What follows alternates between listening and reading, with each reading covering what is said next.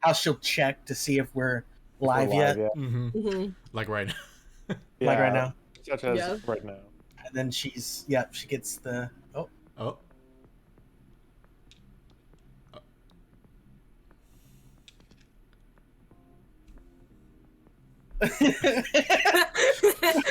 He always has a look like that. Yep. Hey, how's it going? Hey. Hello. Yeah, You're you are muted. Hello, hi. I read those lips. Watch your language, young lady.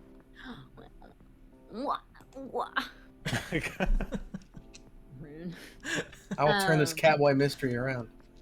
No. I tried to find. I have a Cats, the musical T-shirt, and I can't. Oh. I know. it. I know what shirt you're talking about. Yeah. And I'm upset because I was gonna wear it today.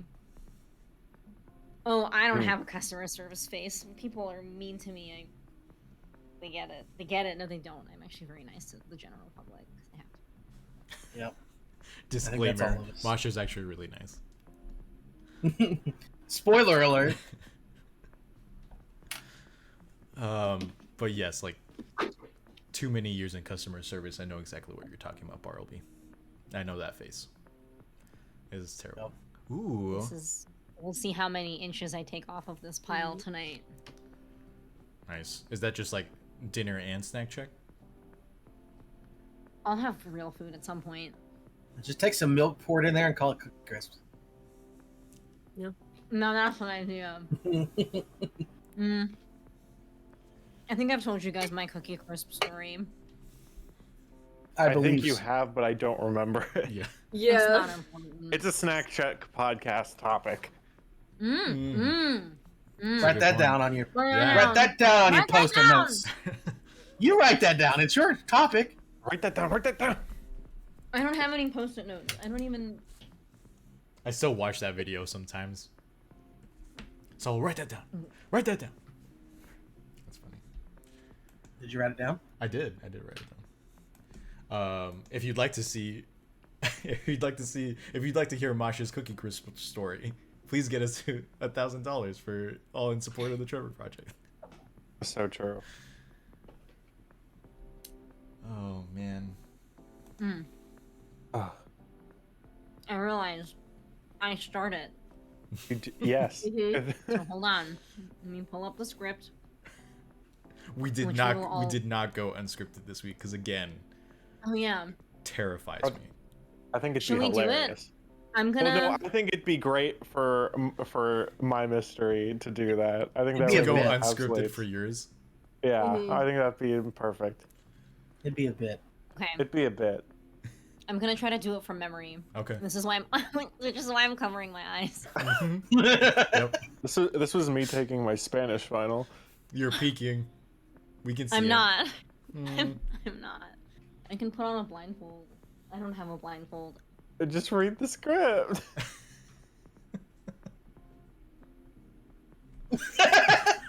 Well, I just took a bite, so hold on. Welcome to Turntables RPG. How's it going, chat?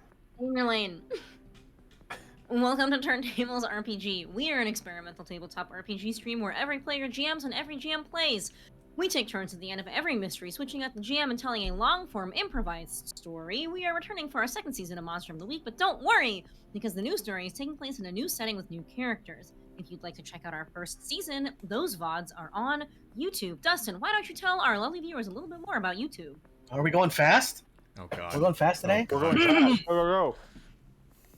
That's great. That is absolutely correct. On YouTube, we have VODs for everything that we've done in the past, including Season 1, as well as our return to OE, and our very, very many tiny tables, which are the little tiny baby RPGs. Follow us on social medias at Turntables RPG, everywhere it's sold. Okay, well, first off, if we're going to do this very quickly, everyone needs to be on top of it with the Nightbot commands, okay? Because we're going to be going very fast. God. So, Just be aware of that, ready. and I'm gonna need this needs to be a group effort. Okay. Thank you so much for All right, joining I'm us. with We wanted to give a quick shout out, a very quick shout out, to our charity campaign. Right now, we are supporting the Trevor Project. If you don't know who the Trevor Project is, they're the largest suicide prevention and crisis intervention organization for lesbian, gay, bisexual, transgender, queer, and questioning young people. Please join us in donating to their cause and protecting our LGBTQ youth. With your incredible help, we've actually hit our first 2 milestones. We're going to be playing Mars's one-page RPG Beyond Genesis, and we will be having another PowerPoint party. And then we are very excited to add that in our final milestone of $1,000, we will be producing a fully produced episode of the Snack Track podcast. Along with those updates, we do have new character art for season 2. Once again, drawn by the incredible Patrick Krista, who you can follow on Twitter and Instagram at PCInc_. We also are working towards expanding out our channel point prizes, our emotes here and on Discord, as well as getting captions available. We even got our first animated emote. So those of you who are sub, please hit the Chris emote to summon the Twitch Prime. Speaking of Twitch Prime and what you must summon, it is I, Twitch Prime Lord. I am the Lord of the Prime. I do it so much. Please click that little subscribe button with your Twitch Prime. If you have Amazon Prime, you can connect it to your Prime account, and you can get your account. Bye. I love you. Going once, going twice. Sold. I don't know if I can finish what I started. We also want to plug 2 of the homebrew playbooks that we are using this season. I'm using the Tracker by Mike Keck, and Sol is using the Amnesiac by Jason Burns. You can find their respective links in chat, and follow Jason Burns' Twitter at @JabmanB. Additionally, the music that we will be using for tonight's mystery comes from Tabletop Audio. You can find them on the internet, and also support them on Patreon. Throw them some money! Oh yeah. We're not doing fast anymore. Okay. No, we're We doing don't have fast. to. Go. Okay. Speaking of supporting, we really want to also shout out our friends at Reflections of Chaos.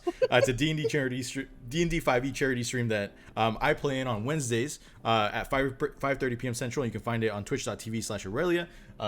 Already, my comrades have the link in chat. Please go check it At out. least 4 times. We will be playing Dungeons and Dragons tomorrow, and I will be the DM. We didn't last week because I was having a day. So, yeah. But tomorrow, we've got it. Come check it out. Dustin, please say exactly what I wrote on the script. I stream.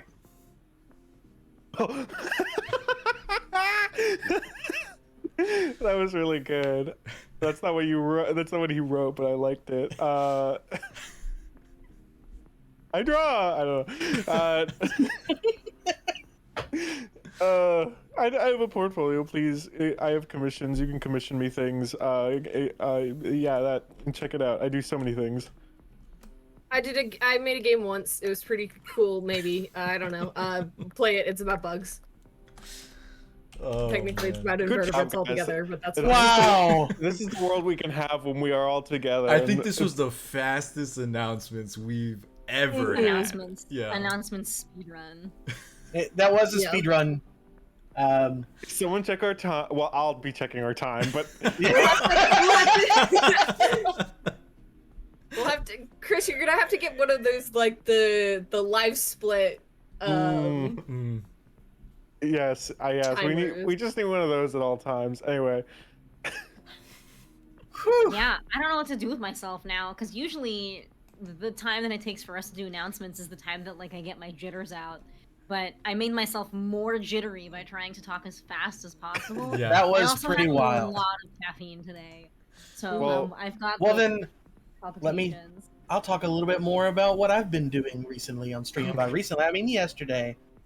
Because I was gonna do this anyway, but then I was like, no, I gotta go fast, and it's a lot funnier if I just scream. I stream and stare into the camera like a wild person. Anyways, yeah, I've been I streamed yesterday, and I will continue to stream. I'm currently raising money to allow myself to attend Zeldathon in August. Zeldathon is a charity live stream where we play every single Zelda game known to man. In fact, it's gotten so wild that we can't actually even play every Zelda game at every Zeldathon anymore, because we have people from like all over that literally do play all of them, including those. Yes, the ones you were thinking of that you were going to ask me. Even this one? Yes is the answer. We will play a game that you've probably never heard of at least once. That is, in fact, a Zelda title. So be prepared for that. That's in August. Starts August 2nd at 4 p.m. Eastern at twitch.tv/Zeldathon or zeldathon.net, where we will be raising money for Direct Relief. Direct Relief reaches out across the world to basically areas that may be having trouble getting medical supplies, mostly. So disaster zones and things like that. They deliver medical supplies there. But anyways, I'm raising money personally to be able to attend because those are my friends that I've not seen since 2019, and I really do miss them. This is our first time gathering together. And we're following every safety precautions. We are requiring vaccines. We are making sure we mask up, social distance, everything like that. Anyways, so I'm streaming basically to raise money to allow myself to go to that. But if you can only afford to give to me or to charity, please give to charity because they need it more than I do. But yeah, I'm going to be playing field games. And speaking of raising, shout out to my mom who raised me so well. Wow. The true charity raising Chris. The true charity raising me. What an honor. What an honor. What an honor. Anyway. That's all I had to say. I didn't have a bit planned for her. Okay. I will say in response to Saul's comment, which is that there's a screenshot of an Amazon review, I think, for like a Big Gulp something or other, about how someone filled it. You know what? Rather than explaining it, let me see if I can find it. Did they fill up the Big Gulp with 5-hour energy? Let me read it to you. And then I'll share a link, but it's a review for 5-hour energy, 2 stars from May 2012. Okay, all caps. Whatever you do, do not fill up a super big gulp cup with 5-hour energy and chug the whole thing. My heart has either stopped completely or is beating so fast that I can't feel my own pulse. Cons: I haven't slept in 72 hours, I can't feel my face, I peed this morning and I'm pretty sure it was 99% blood. Pros: I've deep cleaned my entire apartment and I can read minds. Yeah. Next monster of the week character is an alchemist, except it's just all variations on 5-hour energy. That's it's like they're trying to do a startup of their own energy drink brand, and they're like a dude bro, and they're like, "I've come up with a new concoction." That just sounds. The only move he has is the alternate use magic move of do something beyond the human limits. Oh yeah. That's the only thing. Okay. Masha, do you have an intro? I kind of don't have an intro today. I think that because we left off on a cliffhanger, I will let us pick up from there. If that's cool with you guys. I will say spooky vibes, spooky vibes, spooky vibes. And now the vibes appear. Welcome to Monster of the Week. Ooh.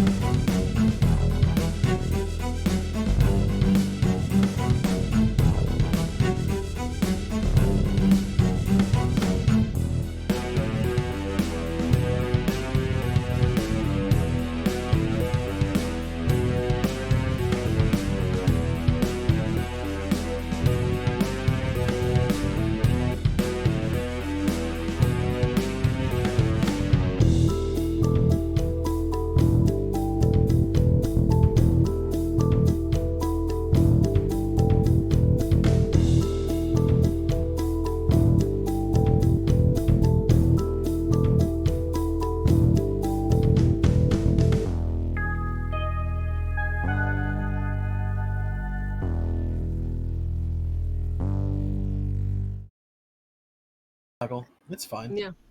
I'll cuddle with whoever. Dibs. Dibs on what? Cuddling with Dustin, Avi. But if we're all on the same mattress, then we all are by proxy. I want to be Well, Dustin. there's a couch too. Someone can join Trevor and I Okay. in our bed. It's big enough. There you go. I'll sit at the foot like a dog. I was gonna say who wants I was to about to be make at the the joke. foot, but I didn't want to do it because it's kind of fucked up. The Yep. Chris, aren't you like 6'3"? I'm 6'4". 6'4". You're like even one of those- taller than the height that I. One of those threw out big there. Great Danes who thinks they're still a tiny Yeah. little puppy. See, what I wanted to say was who's gonna be our third, and then I remembered that has a different meaning. That Yeah, does. that does have a different meaning. True. Anyway, I have a cursed caffeine story to Okay. share, which Thank is you not very mine, but I have received a message from my girlfriend that says one time she had a mug of coffee at 10 the night before she had a big project due, and then couldn't sleep the next morning. So they were fucking exhausted. Mixed 2 packets of instant coffee and 3 black tea bags, which sounds like, first of all, Like bad all in caffeine one choice. Thing. Yeah. Ooh. Second of all, just an awful combination, like flavor combination. Yeah. Yeah. So I'm calling them out right now. Wow. You hear that? Get called You hear out. that? Yeah. Oh man, in front If of you're our Chris's millions mom, of you get good viewers. things. If you're Yeah. okay, so to recap last week, what happened?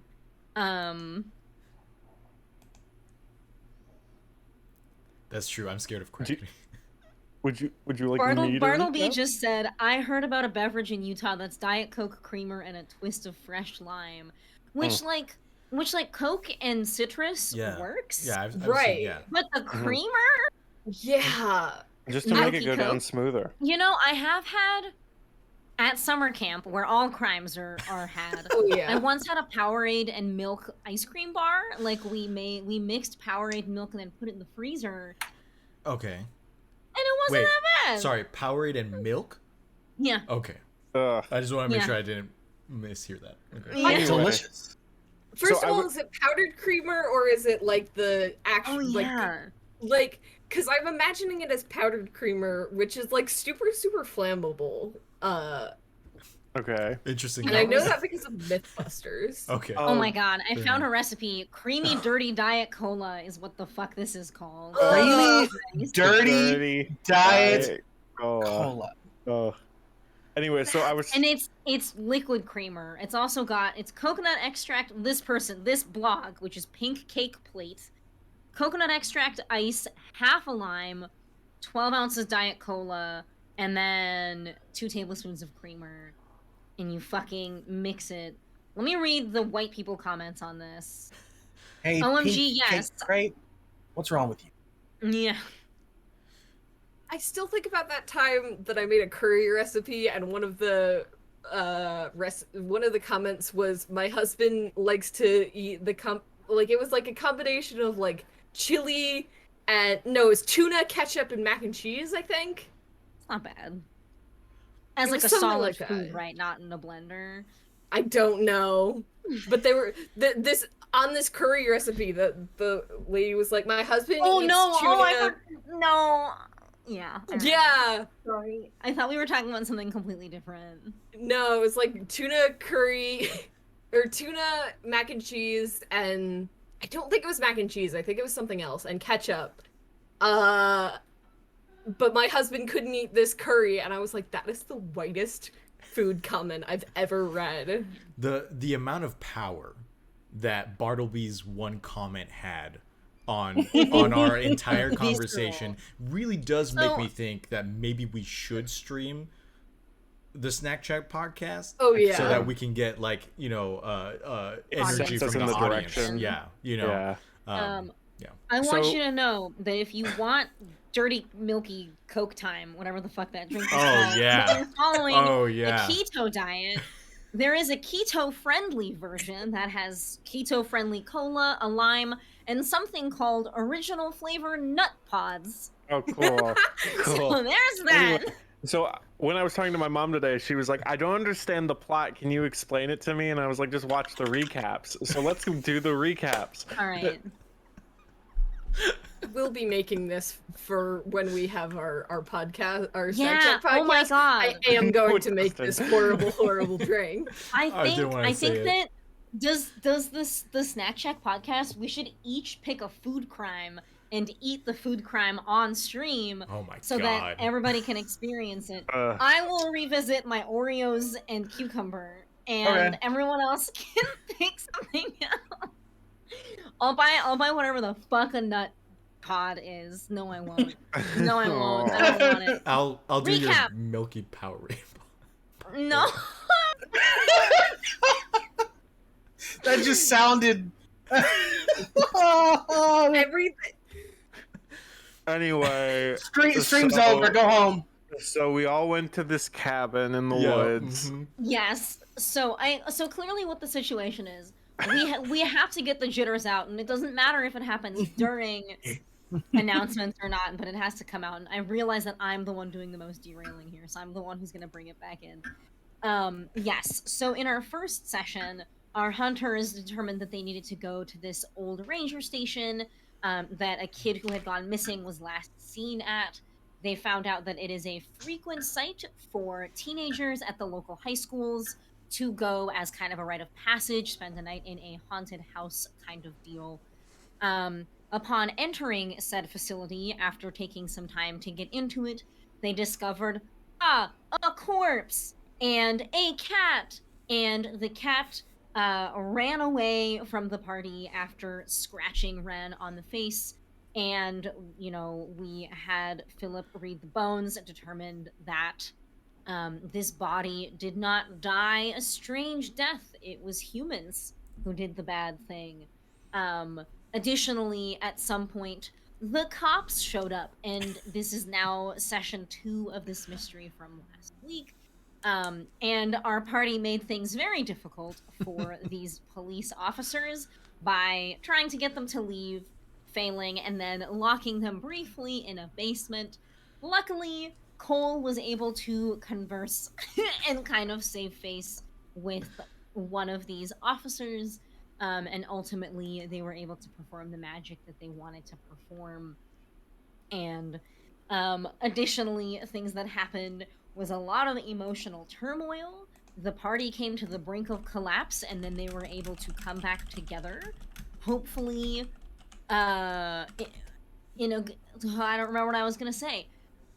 Anyway, where last we left off our hunters, after a series of rolls and investigations, they discovered that the cat who ran away from the ranger station had made its way into town.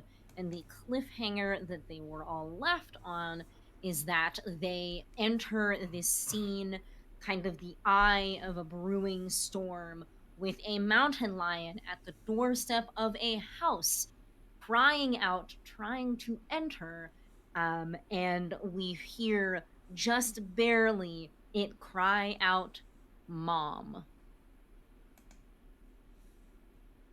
And that is where we left our hunters.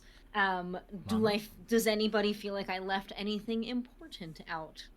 You were very generous by saying that the party was trying to keep the police officers out when it was really just Arthur and Ren. Yep. Yeah. And in the end, we all made up and we hugged. Yes. Very quickly, Bartleby called it out, but we did go up to $20. Thank you, Dez. You didn't leave a message, Thanks, but Dez. I appreciate you, my guy. Thanks, Thank Des. Please, say the total. you. It is $620.69. Nice. Okay, Nice. that's all. Thank you. Okay, back to this cat boy. So did we all hear the cat boy scream for mom? Mommy? It is one of those. Sure. Sorry.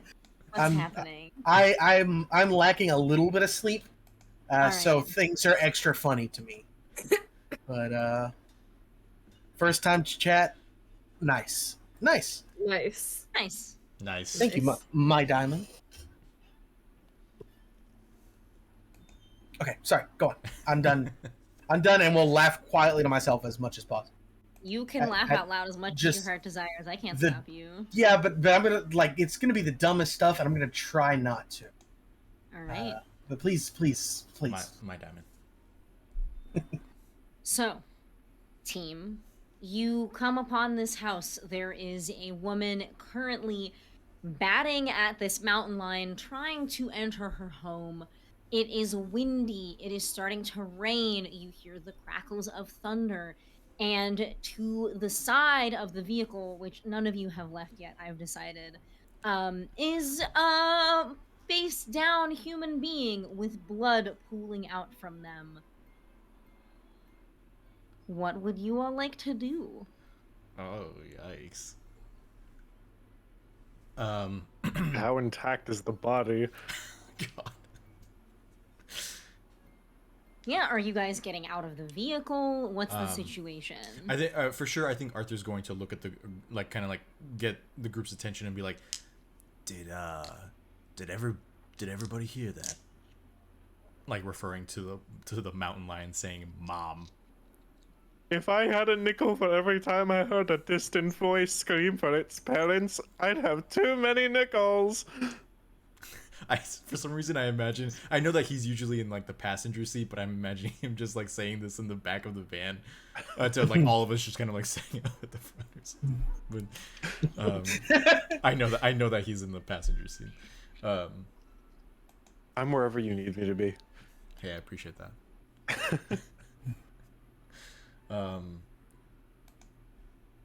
Yeah, that's what Arthur said. I don't know. Do we want to stop the mountain lion from getting into that nice lady's home? Is it just a mountain lion? I mean, nothing's ever just a something in my experience. I mean, it spoke, right? Right. Sometimes the ability to speak does not equal intelligence. That's actually pretty fair. That's what people used to say about me in school. I don't believe you. Anyway, you're too smart for me.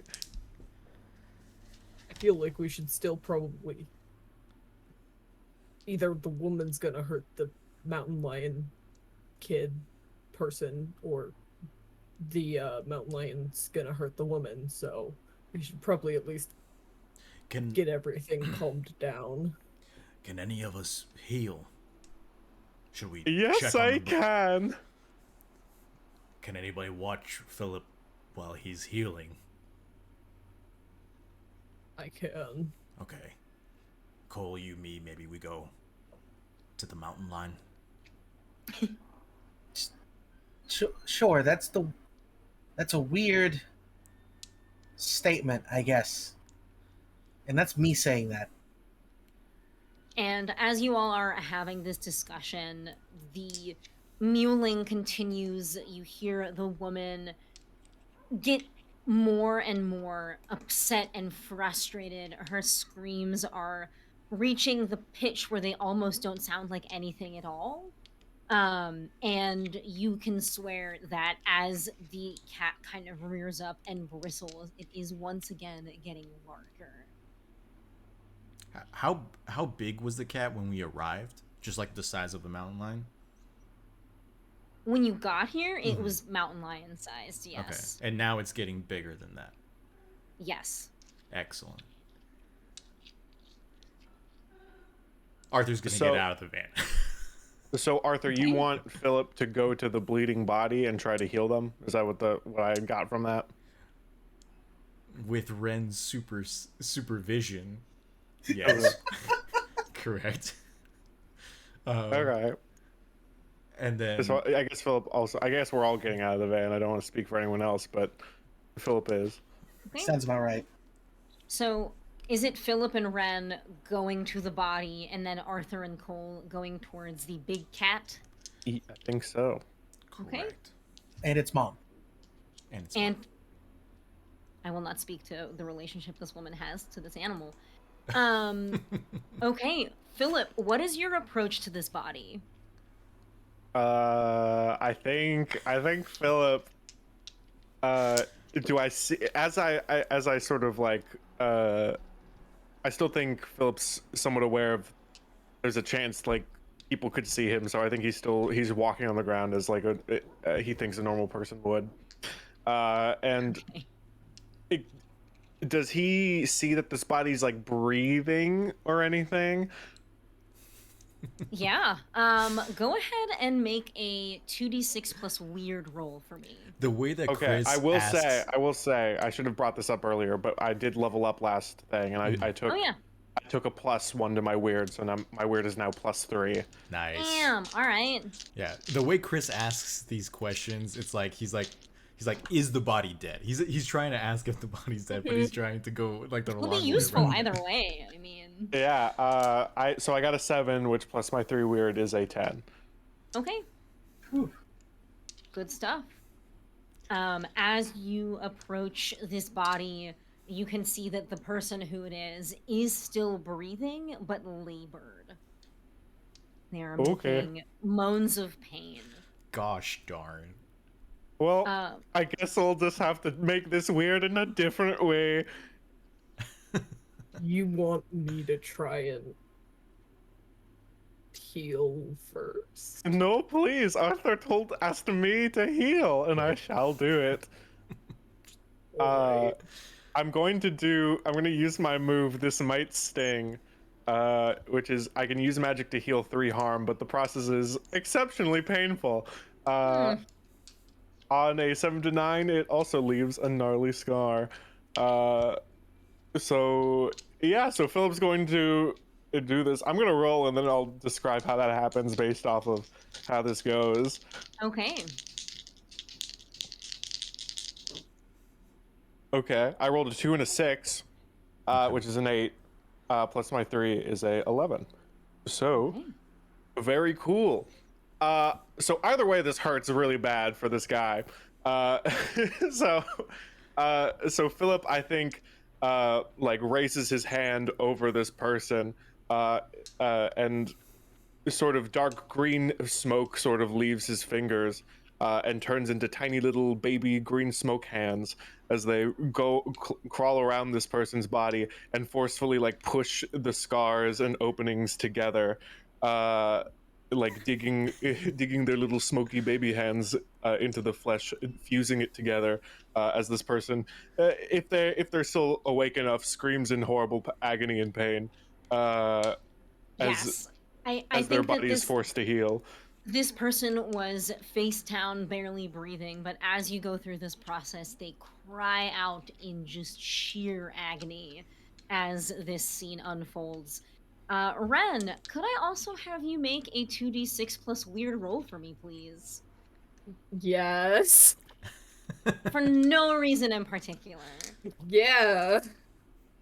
I'm so excited to roll. Oh, that's a 6. Okay. Like total, even with your stats. Yeah, like I rolled Ooh. a 4 and I have a +2 weird. We'll make sure you mark experience. I should do that. Oh, I level Okay. up. Hey! We will address that level up in just a second. I think that what happens next is Philip, as these tiny hands, these tiny green hands do their work, they flip the body over onto the back to kind of reach the parts in the middle that have sustained the most damage.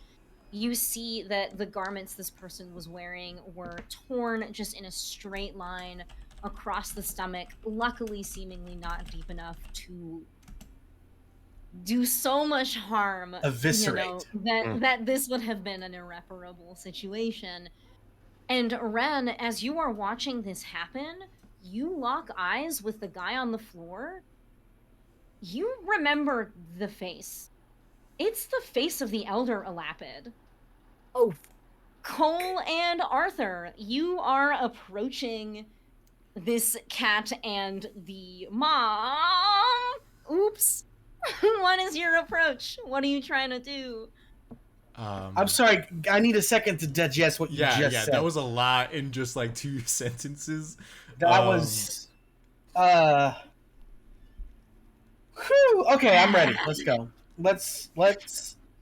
Oh yeah, the elder. Yeah. What? That's right. Some of you are like, what the heck? Some of you have absolutely no idea what's going on. For those who weren't here for season 1, the Elder Lapid was the big bad last season. Mm-hmm. Yep. Yeah. Okay. So. Yeah. Go ahead, Dustin.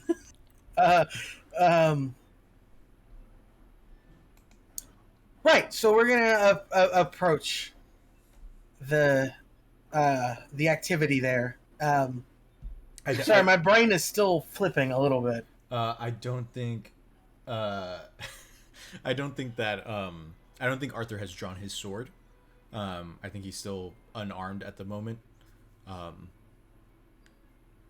And so he's a Cole. Yeah. Cole is carrying his axe because he doesn't sheath it. It's kept in the van or he's holding it. It's one or the other. Gotta give him like a cool like holster or something for. Yeah, he doesn't have that because he's not cool yet. That's something that will come later as he becomes cooler. Fair enough. Maybe Arthur can help him with that, but for now he's just holding it. Hello? What's going on here?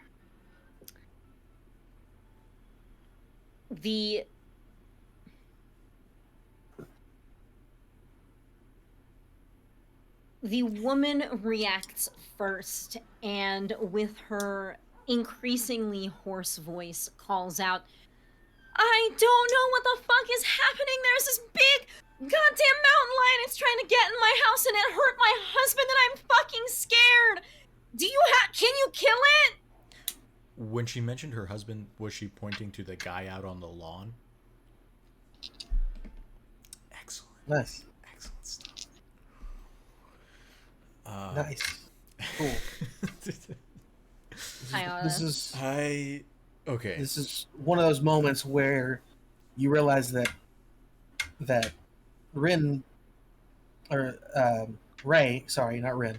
Rey is the granddaughter of Palpatine, and so that means that Palpatine had to at some point have some relations with someone in order to create a child. And anyways, now you're all there with me. So was that thing okay? This is gonna sound a little crazy. Did that thing just say "mom" though? Do you have children? I don't see why this is important. Are you gonna help me keep this fucking thing from getting into my house or not? Fair enough. Okay. Arthur is going to are there like steps up to like the porch of the house? Yes, there are. So Okay. So, this woman at this point is no longer at the edge of the steps. She is kind of backed up into her doorway, and she has started to try to close her front door on this thing.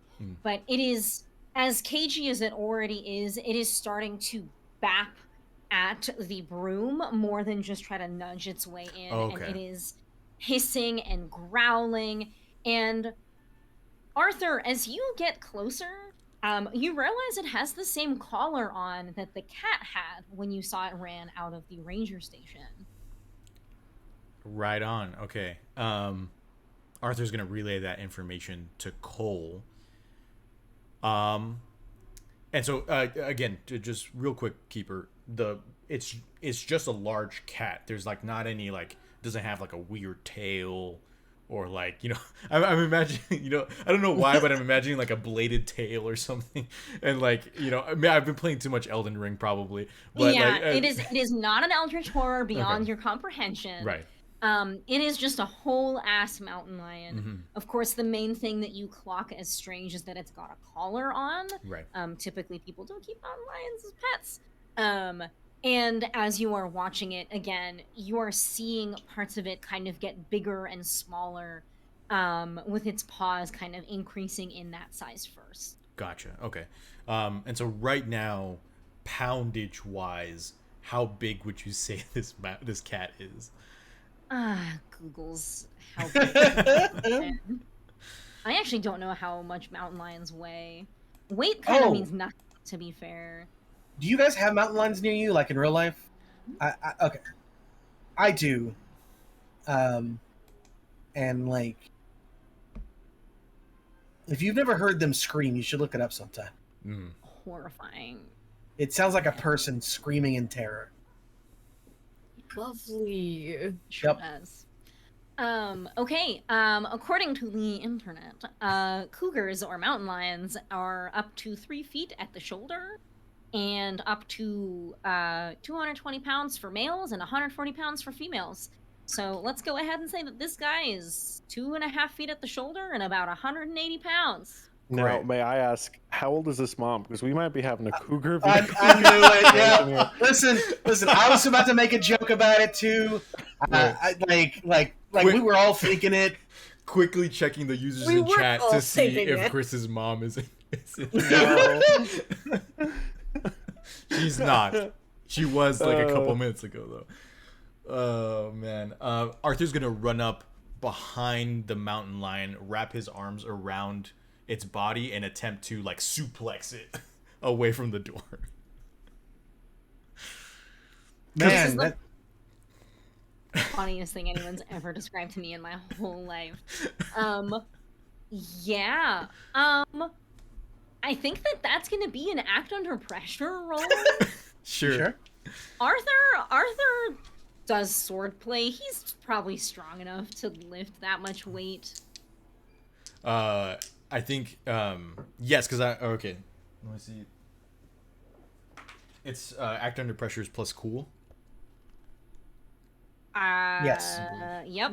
the answer is yes. Oh, it's over here. Yes. I got you. Okay, no, thank you. Holy shit, I don't even need to do bottle it up at all. That's a 5 plus a 6, so that's an 11 with a +1 to cool as a 12. And I'll help. No, I'm just kidding. That would be. Okay. Do you want to describe how you kind of feel this goes? Because I can also take the reins. I'll let you know what happens after. Sure. I think Arthur is going to look at Cole and say, try and get her inside. And then he's going to run, taking off in the rain, wet grass squishing underneath him. And he's just going to currently the mountain lion is distracted at the door with the broom. And so he's just going to get up behind it, wrap his arms around its torso. I guess, is it a torso or like the main flank of its body?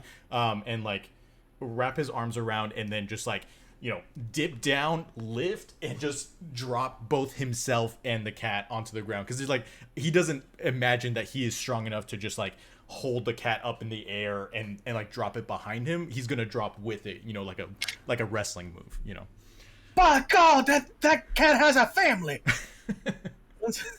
We're going full WWE mode on this cat, apparently. Just visualizing this is bringing me indescribable hilarity in my soul.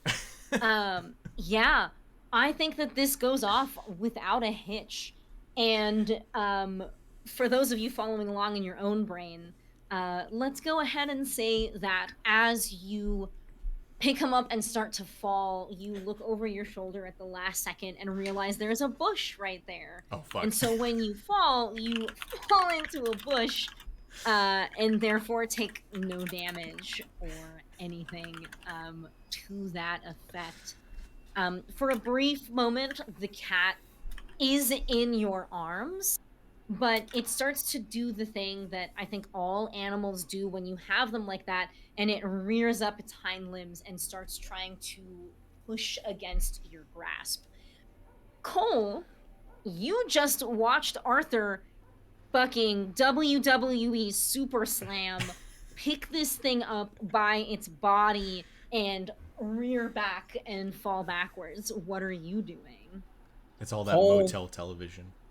Cole's using his martial arts mind to memorize that. He's going to try it later.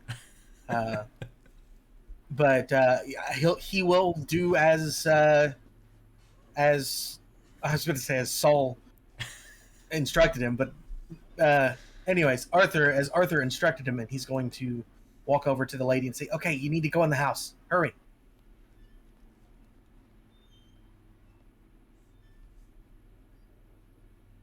She does not even pause for a moment. She is going to just shut the door right away.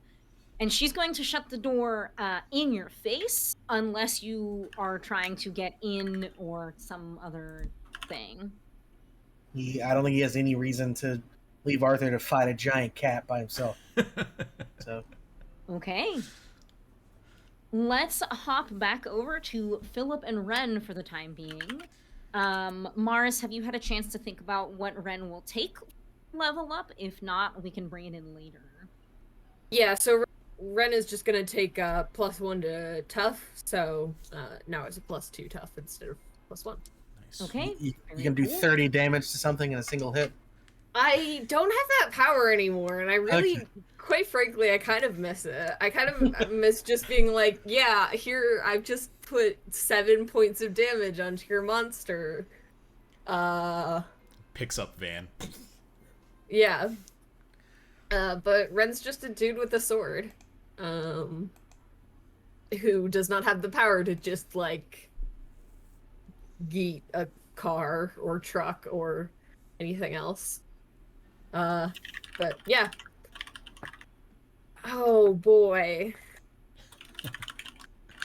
I think Red is in motion, not being helpful, and is going to bring their Kopesh up to the Elder Lapid's neck. Not actively interfering with Philip, but maybe like trying to kind of I think Ren has gone silent. I don't think they know how to express, like, this is the guy that summoned a big snake guy into my body, then made me choose between, or made the big snake guy choose between his own life and the life of his party member. And then when the big snake guy who is inhabiting my body chose the life of his party member, he sacrificed himself, gave himself up, leaving me in the middle of an apocalypse to deal with his wake. So Ren is like, this is the guy that destroyed my life, and I don't know how to say this out loud when this guy's right here in front of me as a giant threat. So Ren is just gonna, like, basically move up and pin this guy to the ground with their Kopesh, like, on his neck. Ren, are you good? I just kind of spent a lot of time healing that person. I mean, if you want to make them a corpse, I don't know how I feel about that. Yes, and the man on the ground himself is currently passed out from the pain, but breathing has become more normal. Honestly, it's one of my better jobs. Usually they end up with a gnarly scar. Also, out of the corner of your eye, you see Arthur fucking suplex a mountain lion, you know, just in the background. Oh, damn, son, that's pretty fucking cool. Yeah, I just picture it as, like, this is actually where the camera's focused. You just see in the background with no context. Yeah, Arthur just suplex a cat, like, just. Yeah, and I think Red is just like almost fully dissociated. Like, they hear Philip talking, but are not registering anything that Philip is saying. I don't know. I mean, I don't know if Arthur or Cole would like this. Are just, like, waiting for this guy to wake up and ruin their life again. Okay. Arthur. Yes. Have I had you roll 2d6 plus weird yet? No, you have not. Okay. Please do. Okay. I will, dear keeper. Also, while you're Hey, rolling dear that. keeper. Oh. Or no, go ahead, Morris. I was just gonna say that basically for season 1 characters, some of them might have died. I don't know. Guess you'll have to watch. Most of them didn't. So, Saul, whatever you just said, I completely missed because my headphones decided to unplug. No, you're fine. I I just paused. missed the last like 20 seconds of conversation. I paused to let Mars talk. I rolled snake eyes. So if in chat, if y'all will, we have the followers only emotes now too. So if y'all will spam snake eyes, that'd be fantastic. Yeah. There you go. And I have a +0 to weird, so Boy. I could technically use a luck point, man. but I won't. No sense in it here. Yeah, we aren't very liberal on our luck use. That's true. Mm-mm. Yeah. It's also, if I spend a luck point, I have a traumatic memory anyway. So Hey, you know. Yeah. you'll win and lose some. What happens to me?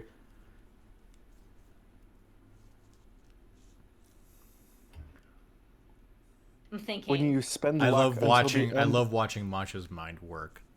until the end of the It's not working. mystery. My consequences for luck just say the backlash on my spells will be extra nasty. Oh Nice. boy. I don't know what that's so vague. I don't have one. I'm just Oh. a dude. So you can just use luck freely? Well, no, I still have a limited amount. I just don't have a secondary effect unless there's one like in a later book somewhere. The Chosen has their fate brought into play, Mm-hmm. which is exciting. Less exciting than last season's, which was a sign of the apocalypse. Oh yeah. Good Yeah, times. That one's that pretty shit dope. was crazy. Was that the only time we used luck? In season No. 1? No, I don't think so. Or I think was we used like 3 total points of luck. I know one of them was Apophis made the sun red. Mm-hmm. For those of you who are watching and have never played a Powered by the Apocalypse game, luck points change a failure to a success. It's just sometimes there are repercussions for it, but you only ever get 7, unless something gives you an extra one, like a level up or an advance. Yeah, once you go run out of luck, do you just die instantly or just You just start getting more and more hard moves. Yeah, you're doomed. narratively, Yeah. narratively, it's like on the keeper to make your life really fucking hard. Yeah. You can also use have- luck to avoid damage? like Yeah. all damage from an injury. If you get hit by 7 points of damage. This is extra complicated, but I know that some actual plays and games use a luck roll, where it's like, oh, like the chances of like finding a particular thing in a town or whatever, like, or what the weather is like, maybe something the keeper hasn't planned for. You can roll luck, which is 2d6 plus, I think, half of how many luck you have left rounded down. Right. And that will basically determine like, yeah, how lucky you are basically in a situation that you're trying to find, you know, whatever resources it would be. Cool. This is a hard one for me. Obviously, Saul, go ahead and take a point of experience for that. Okay. I will also say you are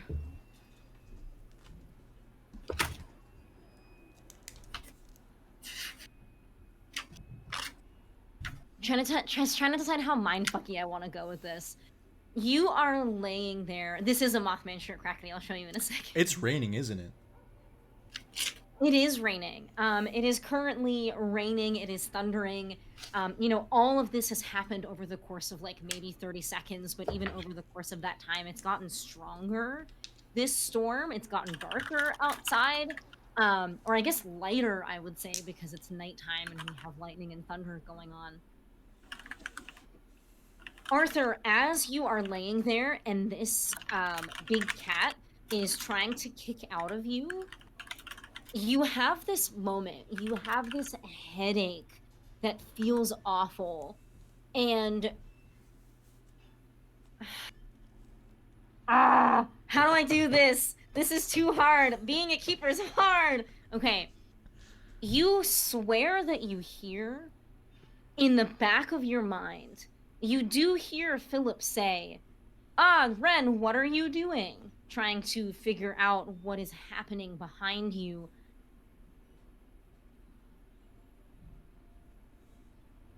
And then you hear Ren talk back. And then you hear a squelch.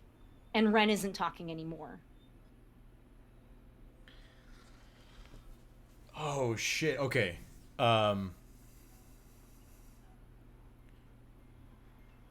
If I may, keeper. I have not taken a point of harm, but at the idea of Ren taking damage, like enough so to silence them, if possible, I would love to kick into my Winter Soldier move. Okay. Can you Oh, remind me boy. what that does? Oh my Yeah. god, I'm gonna fucking TPK the So point is what I'm the about to once do. once per mystery in response to taking damage, we'll say emotional damage. You can choose Emotional damage, emotional. you can choose to enter a fugue state where you only know how to kick some ass. You have a traumatic memory, then take +2 to any roll while in combat. After combat ends, take a -2 ongoing until you snap out of it. To snap out of it, you have to roll plus sharp. On a 10+, you snap out of it. On a 7 to 9, you take 1 harm in an accident, snapping you out of it. On a miss, you go looking for a fight. Okay. And so, Oh boy. If you're willing, keeper, I'd love to. Yeah, I mean, can you read me the first part of it again? It's Yeah. triggered by taking a point of harm, and you have to roll for it? No, so it's triggered by taking the point of harm. Right. And then the only Once per mystery. correct once per mystery, and then I don't know any other move except kick some ass. Mm-hmm. And then I experience, so like in that moment where we say, okay, yes, Winter Soldier, I have a traumatic memory, and then I can take a +2 to any roll while in combat, and then after combat ends, it's a -2 to try and snap out of it. Okay. I mean, go for it. I think that narratively, what are you doing with the cat? Right. Are you, yeah, So we're in the bush right now, and I think yes.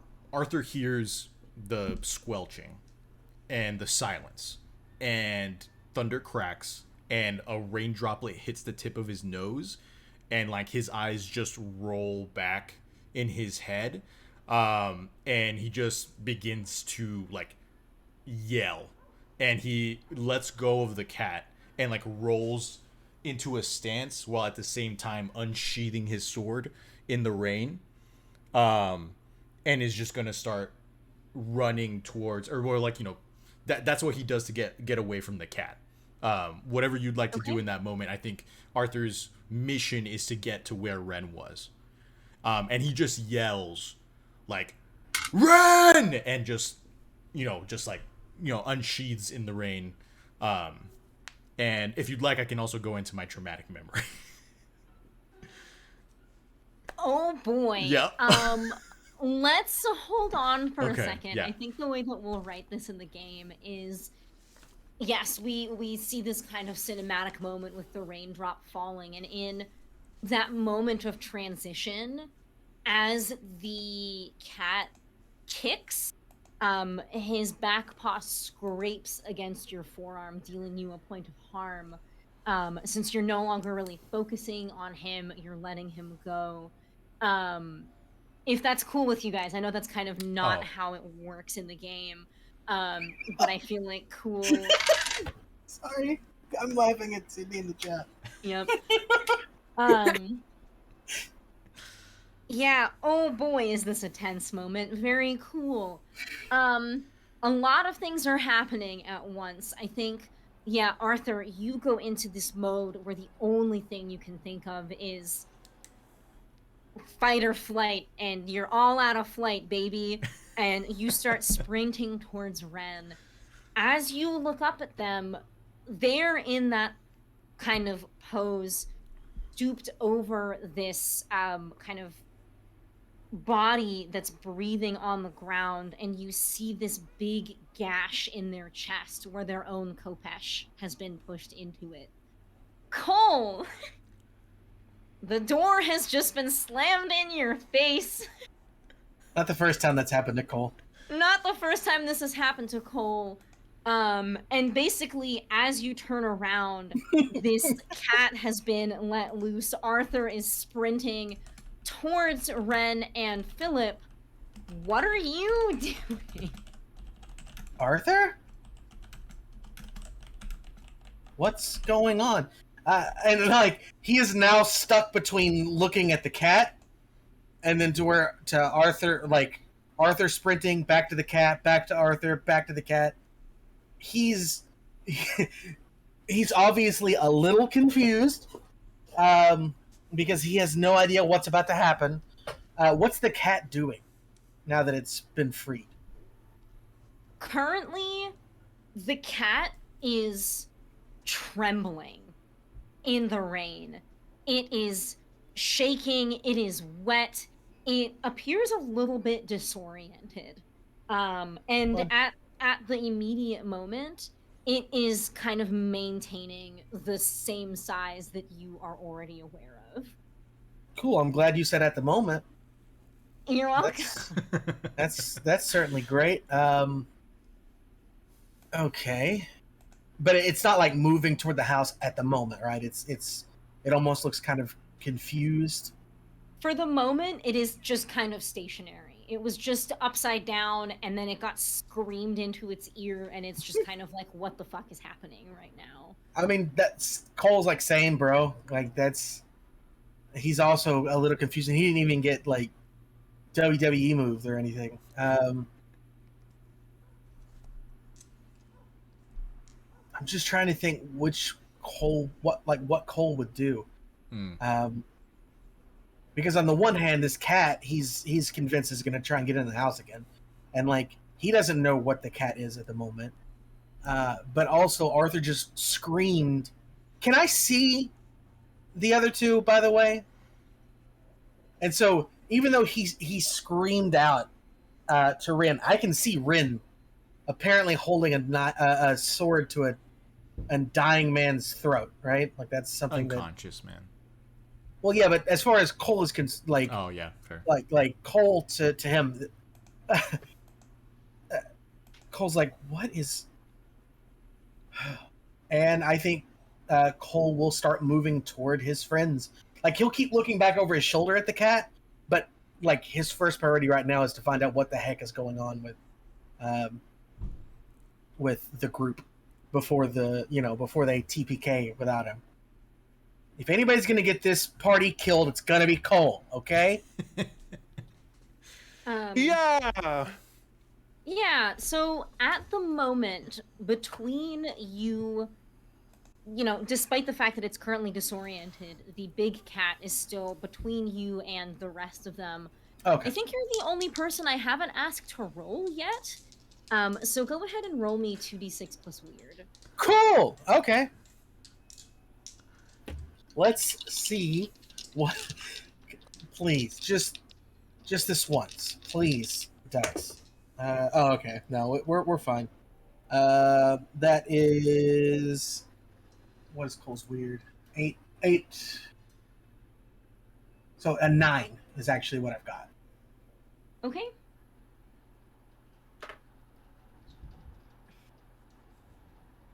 Yes. Okay. Good luck. Let me check my fucking notes for how I wanted to make this happen. Yeah, I think that as it stands, you make up your mind that you want to walk towards your friends.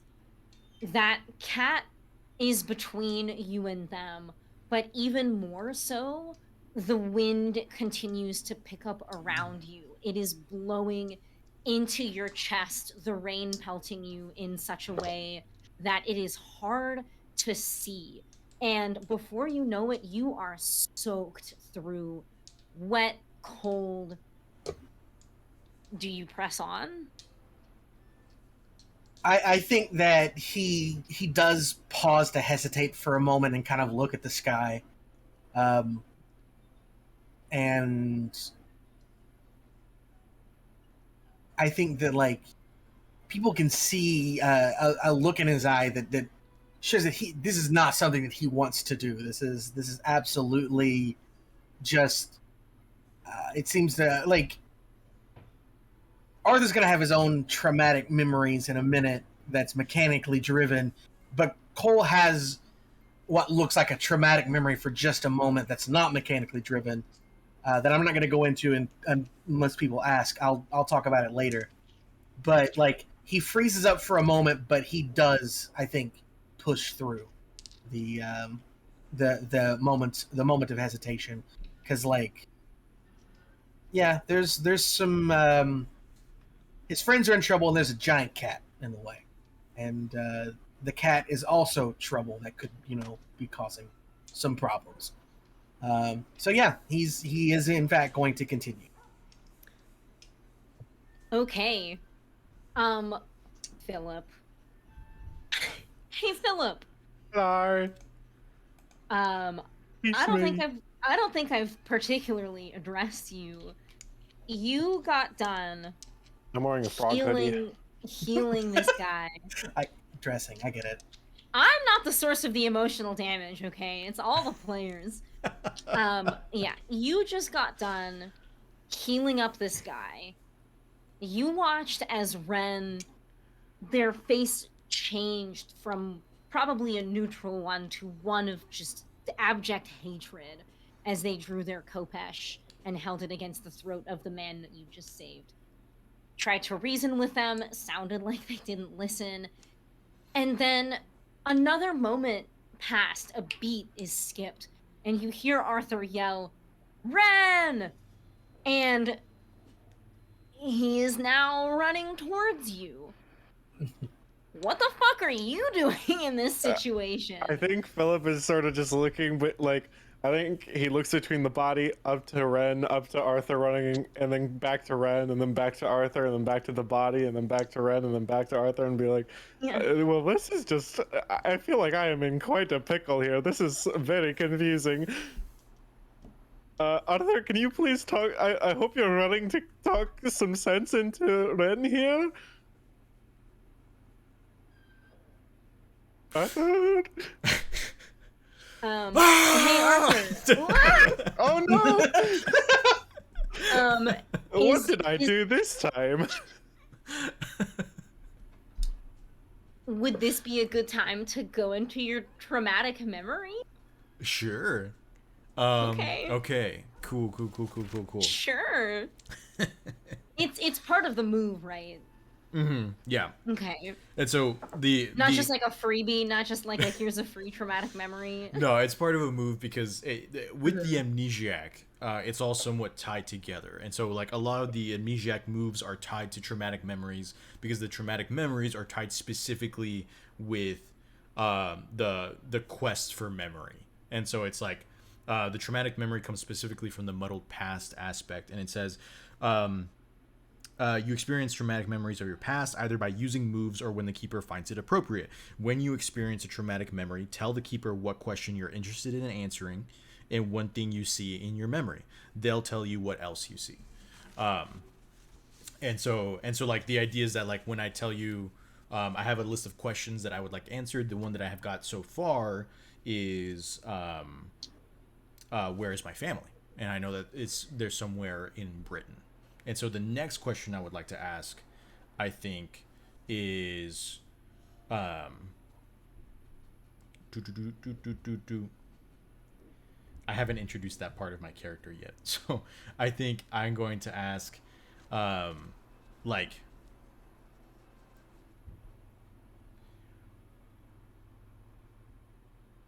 ooh, here we go. Okay. Um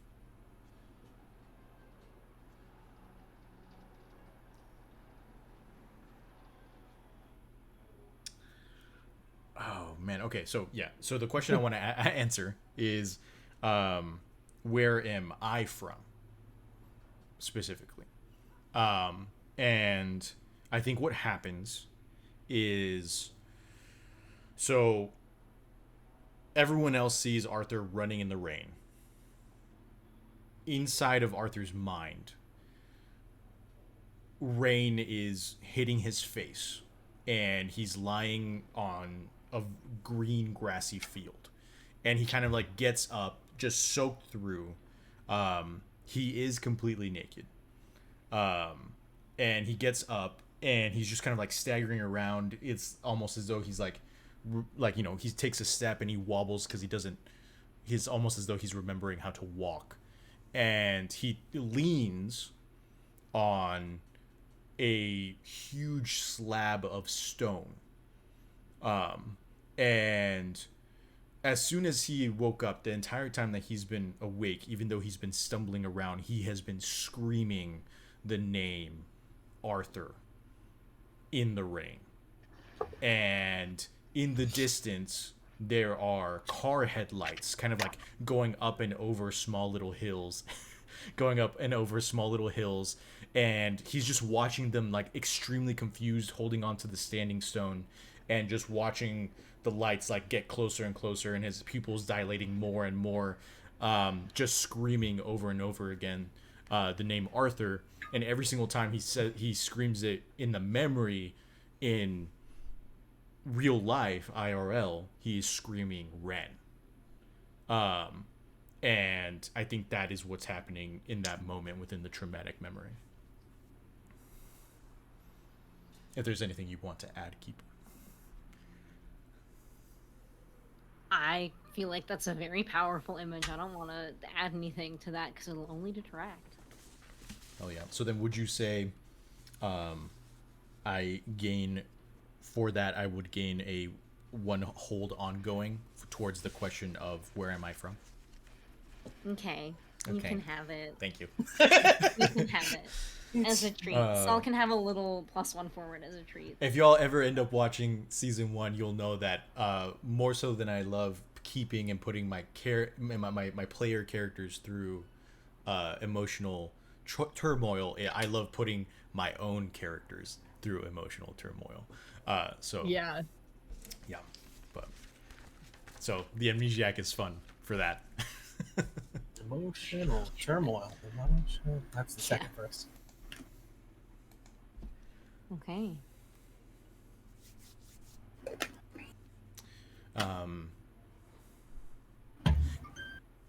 Man.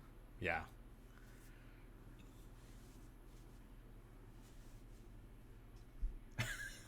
Sorry, I just Yo. there's some I comment. I think honestly, with all of these things happening at once, I'm not sure what breaks first. You know what I mean? Oh, good. Bones. No. So yeah, I mean, I think what is the most recent happening is Arthur, Philip is calling out to you, basically asking you what on earth is going on. Do you hear him? That's a great question. To be completely honest, I think that within the fugue state, Arthur is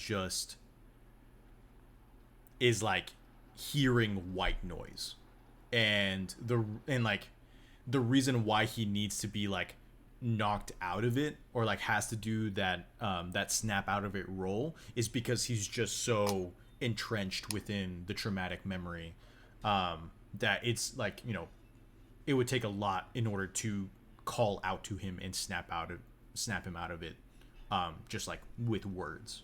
So I think maybe physically he does hear Philip, but he's not processing it in any way, shape, or form. I agree. I think that's how I would go that way. Is it's just, yeah, sure, someone saying something to you doesn't mean it's registering. Okay. Did this to myself. I have to remind myself. How big is this yard? Honestly, it's probably pretty big. It's gotta be big because you're running and I'm not imagining quite the there scene from yet. Monty Python and the Holy Grail where he's like coming up the hill and she's like coming up the hill and he's just like coming up the hill. I need to watch that movie again. The first time I watched that movie, I was just like, I don't get it. I don't understand. Because I just didn't get it. Yeah, okay. One other person I guess I'll check in with is Ren. With your Kopesh against the neck of this man, who is somehow still not conscious in all of the screaming and all of the wet that is currently happening, Arthur is calling your name and he is getting closer. I think Ren hears it, but Ren doesn't exactly process like why Arthur is calling his name, so he hears Arthur calling his name and is assuming Arthur is coming to back him up. Even though Arthur like doesn't necessarily know the Elder Lapid, like Ren is just in this state of like complete dissociation and like trauma spiral that they're like, yeah, this is Arthur. I know Arthur has my back at all times. Like, he must be coming to help out, and like is not really processing it, not really looking towards Arthur or anything, because Ren is just assuming that like, yeah, Arthur's coming to help out. Arthur's like, you know, everything's fine, except for the fact that like this dude is under my sword right now, but I've got too many questions to want to like bring this sword down fully. I've got too many questions I want answered first. Okay.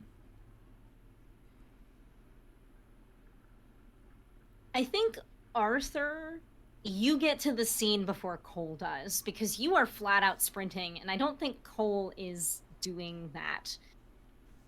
As you get closer and closer, you see clearer the Kopesh in Ren's abdomen, blood just spewing out, and they are barely hanging on. What do you do? Yeah, so again, in this scenario, is Ren still standing, like within this vision that Arthur is imagining?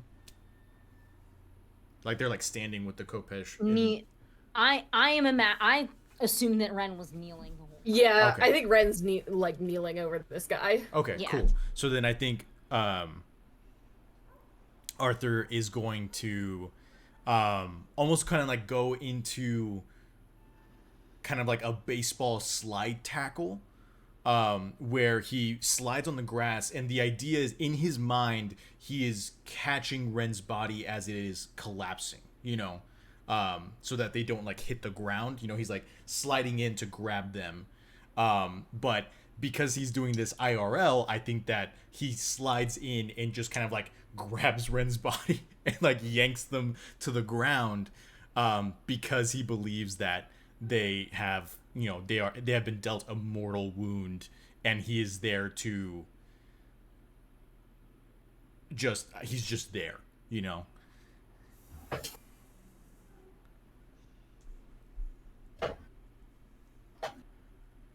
Yeah, Masha, how you feeling?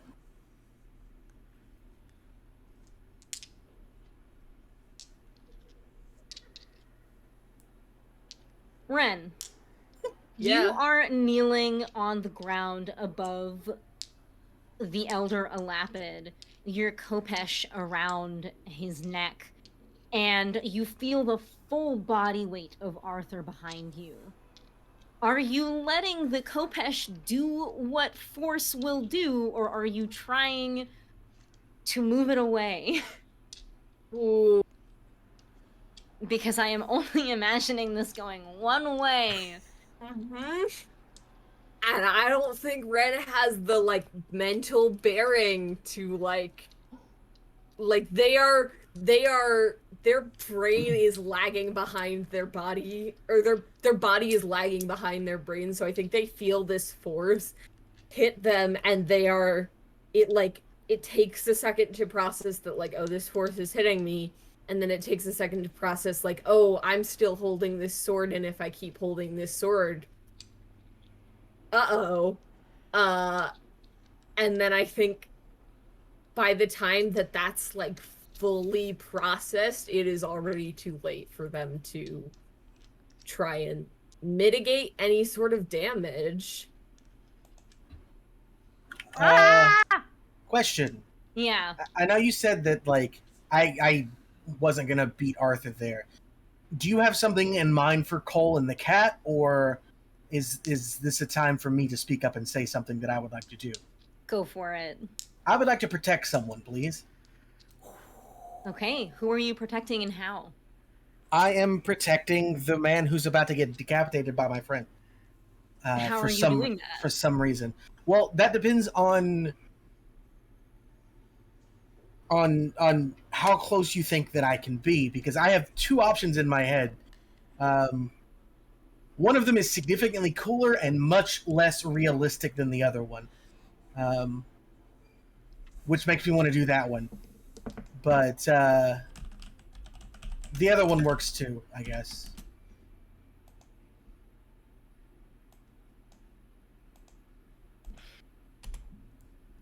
So, Well, you can't get there before Arthur gets there, we've established. right? Yeah, I don't know that you could. Okay, that's fine, because the unrealistic one is the one that is cool and far away. Are you just gonna chuck your axe? I'm gonna chuck my axe. Oh. Watch you roll Snake Oh, Eyes, is that and it's going just to like hell? axe to the Decapitate the face, body. decapitation. Oh, I'm gonna God. chuck my axe at the Kopesh to knock it away from the man before Oh. gravity can. It will disarm Cole, sure, but yeah, it's up to you, Keeper, if you think that that's too unrealistic or not. I think we broke my shut.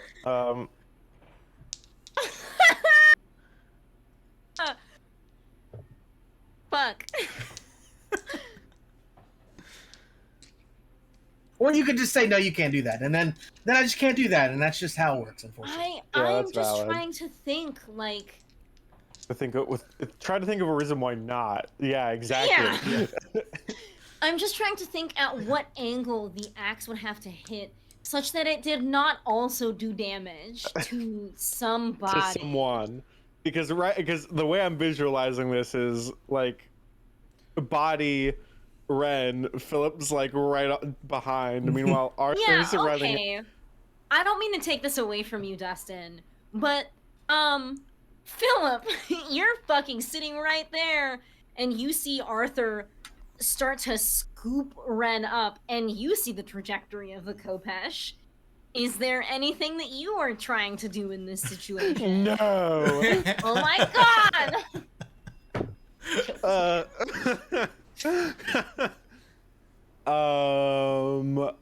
I guess I'll try. You don't have to. I don't want to take it away from Cole or Dustin, but I feel like what he is trying to do in my head, the physics. Yeah. No, Rule I feel of that. cool. Rule of cool. I think It's true. Philip. It's true. I think Philip, like, if we want to go to the route of I protect someone, I think Philip could just fly overhead and grab the Kopesh before it goes down. Oh, what I am picturing, I think we're picturing different things. It is Ren kneeling over a man, Kopesh at his neck. When Arthur scoops him with Kopesh in hand, the continued force forward would result in a Okay. badness. For some reason, I had envisioned Arthur going at Ren from the side. You're saying Well, Arthur's running. I guess that depends. I don't have a fucking game mat where you guys are all oriented. Yeah. But I'm I guess there's the You know what? You know what? You know what? No. We're gonna do. Keeper? We're gonna do it this way. If this is a cop out to you guys, that's fine. I'm gonna say that the angles that everything is happening, the force with which would pull Ren off of their knee and up would pull the Kopesh away from the man. Are you guys cool with that? Are you guys cool with me not killing this random guy? Well, Yeah. That does somewhat Hey, put the let's- last 10 minutes of conversation out the window. that's okay. Nah, it's cool. We can do it the fun way. We'll do it the fun way. I just don't want to take it away from Cole if he would do a particular thing. Take it away from Cole. Do it. That's fine.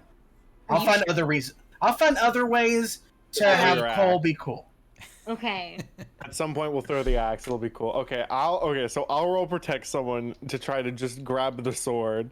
Okay. Sure. And we'll play it like this, and if not, this old man dies, and we live with the consequences. And if not, Cole tries the axe. Yeah, sure. Well, yeah. Oh, it's tough? What's my tough? Uh-oh. Oh, it's +1. We're cool. Well, maybe. Oh, I dropped a dice. Oh my god. That's Yeah, the we'll grab Masha it. curse. Now it's gonna be bad. You dropped the dice Okay, on the floor. the first dice was a 4. Second dice was a 2, so that's a 7. So on a 7+, you protect them okay, but you'll suffer some or all of the harm they were going to get. Cool. Just- Hey, Ren, how much damage does your Kopesh do? So my Kopesh does 3 harm magic. Epic. Ouch. I don't know if Philip is has some not- issues I'm- with bronze either, but his one Comment weakness. my one weakness, bronze. Yeah, I say this plays out as follows.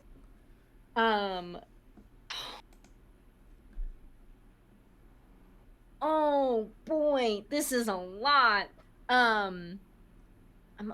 Okay. Arthur runs up and scoops up Ren. Mhm. Cole, you have this fleeting thought of throwing your axe to attempt to stop this whole thing. But a magical hand from up above comes down and shushes you and says, "No, hold on, this might be bad, and I'm sorry, and I feel bad about this decision." The hand uses sign language to convey this to you. And then Philip, you are able to grab the blade of the blade end of the Kopesh before it slices into this man on the ground's neck, and in doing it slices open your palms.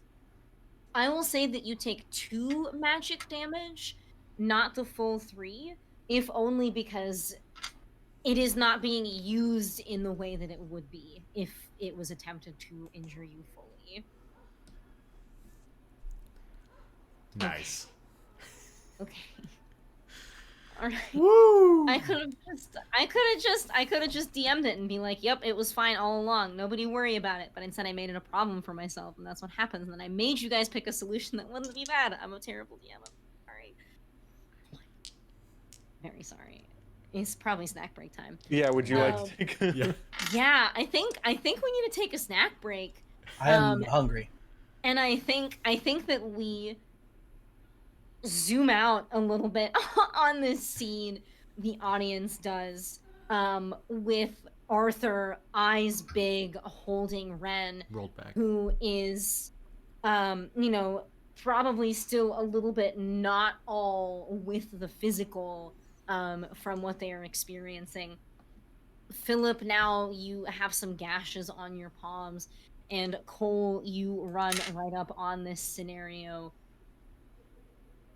To an observer, any observer, right now, the individual known as Ren is undamaged. The cat is still there.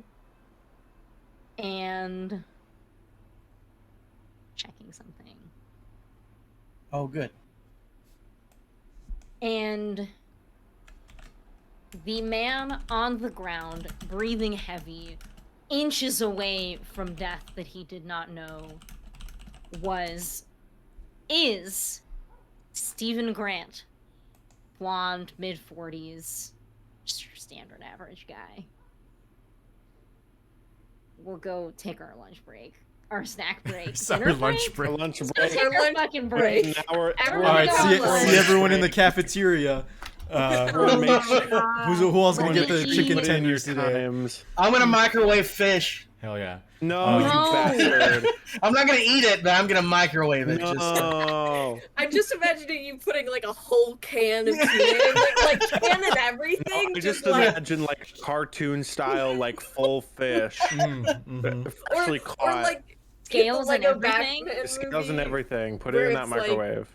where Bruce keeps microwaving the lobster thermidor in the Lego Batman movie that lives rent free in my head. True. Yeah. Also, with my mod eyes, I see that Patrick is currently lurking. So if y'all love like you. if y'all like our character art, I'm gonna drop Patrick's link in chat. Go check out his Instagram and coincidentally also his Twitter and check out his art because it's fantastic. So That's very good. Please. No, I got don't do that. that's right, Patrick. I do have some additions to No. work on with Arthur. my God. But we'll see y'all in about 10 minutes. I think that's gonna be like 40 or 15 before the hour. Cool. So thank you everyone. Make sure to get a snack, and we'll see you in 10. Bye-bye. Send me some brain cells. They can't hear me anymore.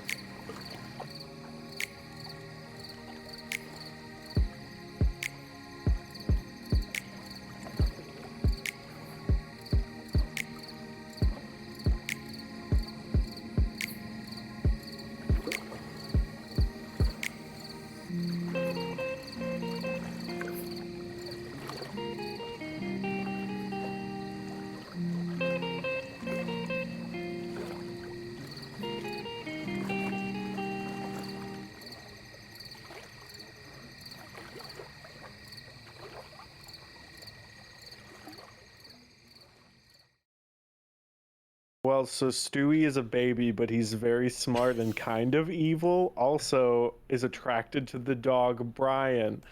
No. Brian is the dog. Stop. Do you guys like the Family Guy episode where Stewie gets pregnant with Brian's children? God Oh. almighty. Please say you're kidding. No, Dustin, you're you ruining made the Dustin overlay. leave.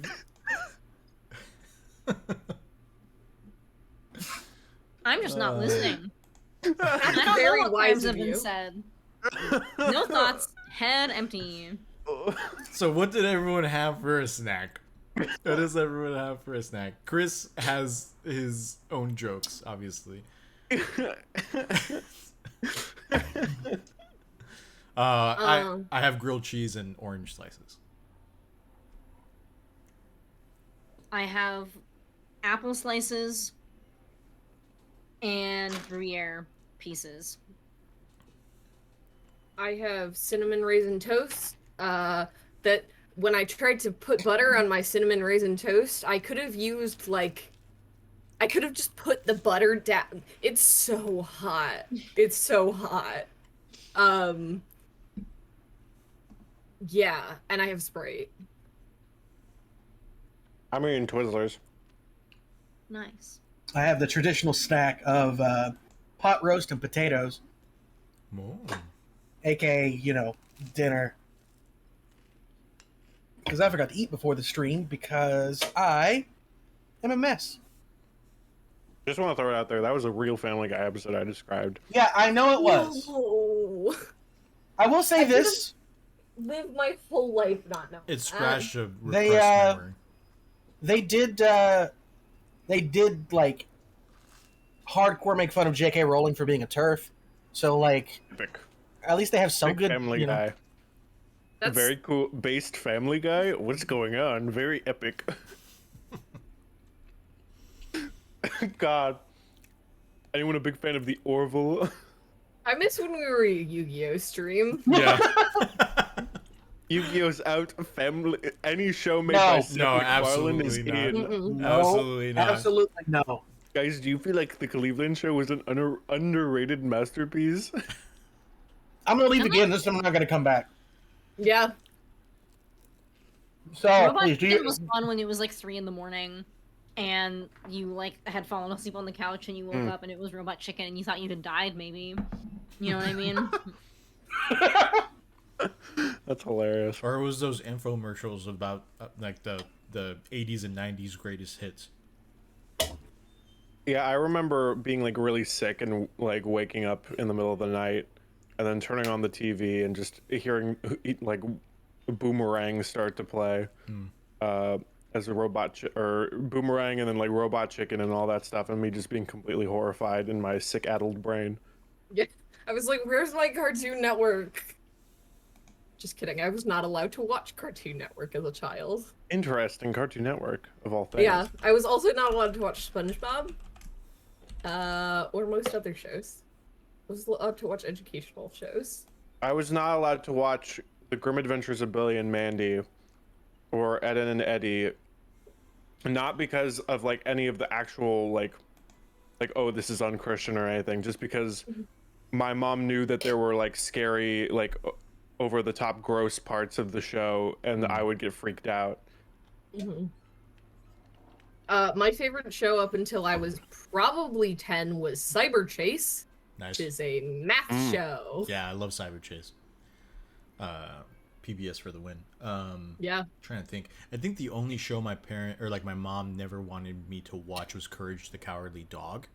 And rightfully so, because some of that shit actually was terrifying. I remember Trevor loves that show, and we've watched some as adults. like the one with the cousin who's a barber. Like no way. Like I would turn off the TV immediately. Yeah. He just wanted to give that dog a haircut. Yeah, and then obviously like shows like South Park and Family Guy. But once I got old enough, like, yeah, it's not like Yeah, it's not me. Yeah. That was like, for me, it was literally just the shows that kids shouldn't watch, like South Park, The Simpsons, Family Guy, and I knew that I'd become like grown up enough when I was given the South Park movie as a Christmas gift. And I'm like, very interesting. What were you like a South Park fan? no, And that was the reason. It was just you had never seen the show before, and they thought the best way to introduce you to it was the movie. was the movie, yeah. Dustin's old enough, right? He likes South Park. It's time. It's time to be an adult. Some parents have to come to terms of when it's time to give the kids the talk. Other parents have to decide when to give them the South Park movie. It's a very different growing time in your life. I do want to say this is the same bees. Christmas. The South Park movie. That's right. This is the exact same Christmas where I got the Hamtaro Game Boy Color game. Wow. All Interesting. grown up. Which, to be fair, I still love the Game Boy Advance game. It's still one of my favorite games of all time, and nobody can, like come at me, bro. Anyone who has not been gifted the South Park movie yet, you just haven't gained the respect of your parents. That's right. That's right. Yeah. Oh, and I never will. It's okay. Oh, yeah. Oh God. But yeah, and like even to this day, I can't tell you the last time I watched an episode of South Park. I do like the games though. The games are fun. Okay. I will not stream those games, but they're fun. The South Park is an interesting beast. Yeah. It sure is. When I was in like 4th or 5th grade, one of my friends had a sleepover birthday party, and we watched the Simpsons movie, and I wanted to go home because I thought it was too adult. Gosh. You sweet summer child. I was sheltered as a child. Yeah. I did not go home because I didn't want to see uncool. I did close my eyes for quite a few scenes in that movie. Incredible. Yeah. Very Very cool. My child. parents, like my mom was raised Catholic and my dad was very conservative Church of Christ, and so we weren't. Goodness gracious. We weren't allowed to do anything Harry Potter related, like Harry Potter was seen as like witchcraft and black magic. My mom has this actually really cool. Well, it's not really cool. I don't know if it's a story that they made up to scare us about Halloween, but we didn't celebrate Halloween growing up because my parents thought it was like Satan's birthday. So I never got to go trick or treating or anything like that. And the story that she would tell us was that the day after Halloween, on a November 1st, she went to go take out the trash, and she found within the dumpster a like blood-filled lamb costume that was child size. And so her fear was always that like we would get killed on trick-or-treating or something along those lines. And so we would turn all the lights off in the house and we would go to Burger King as a family. That's what we did on Halloween. That's the scariest thing you could do at Halloween. Ew.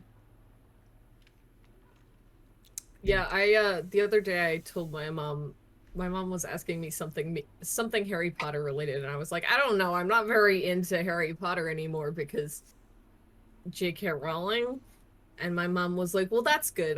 Never really liked it anyway because of all the witchcraft and stuff. And I was like, glad it was the witchcraft and not the hating trans people. Right. I remember I tried to play like a Harry Potter, like when I was a child. I just went outside and played pretend with my friends. Now I do that, but on the internet. And I was playing like a game about like, oh, we're gonna do like witchcraft and things like Harry Potter.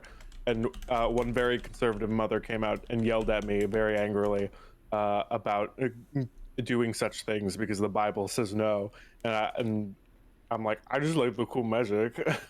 I feel like, even though I grew up in the South, I have like the strangest like upbringing ever, because the only time that it even came close to anything like that, I went to a church lock-in at like a local like pizzeria arcade. Oh hell yeah! And we played Magic. The very first time I ever played the Magic card game. The card game. Yeah, and the people in like the pastor came up and he's like, just be careful that you don't like actually start trying to cast spells. And he left. That was it. He just said don't cast real spells, and then he just left.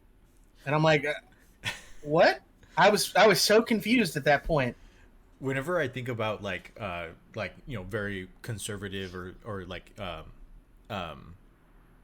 childhoods and things of that nature, or like what was the term that you used earlier, Mars?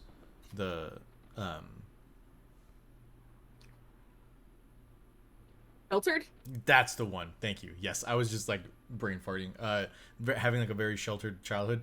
And like you mentioned that, Dustin, and my head just immediately went to like the youth pastor trope with like Harry Potter, and be like, hey guys, you want to know who the real chosen one was? Yeah. Jesus Christ. Yeah. I used to want to be a nun because I didn't want to get married to a man. So did my mom. Yeah.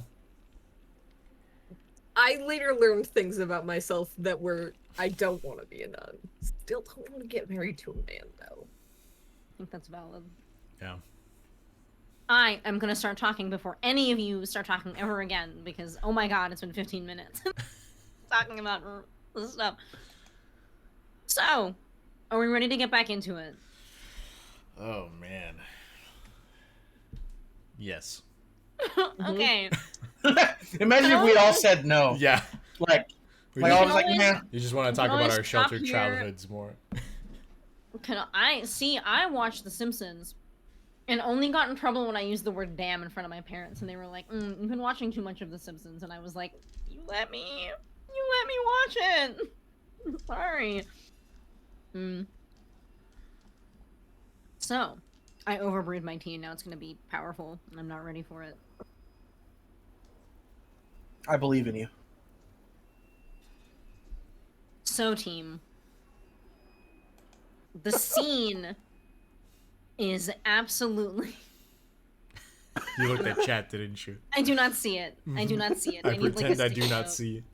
I do not see it. I'm literally putting a piece of paper in front of chat for the next 10 minutes so we can be on track. Except I can still read it on the little thing. Okay. Sure, that's good enough. Uh, So,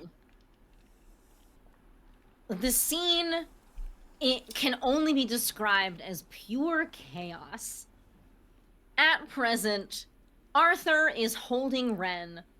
Philip has just been damaged by Ren's Kopesh. There is still an unconscious but stable man on the ground, and Cole has just come upon all of this. I am imagining that scene in Community where they're going through all of the alternate realities, and the Childish Gambino's character, whose name I can't remember, the character name I can't remember, walks in and everything is on fire, and that's how everything is going. Yeah, I think, Cole, you are able to get past the big cat without issue, but you realize as you walk past it, you have the sensation at the back of your neck that it is currently following you. oh, Cole made a friend. Mm-hmm. Isn't that cute? What is everybody doing? Troy Barnes, thank you. Yeah. Troy and Abed. That's right. Yeah. Troy and Abed in the morning. Okay. If Arthur has Ren, kind of like down at his level now, he still has his sword, and he's going to actively be like scooting Ren back and holding the sword out and like keeping it in front of him, to Philip, Cole, and the monster when it gets close. But like he sees everyone except Ren as an enemy right now. Monster, that's a little harsh, but it's just a big cat. That's fair. I think he's talking about you. Oh.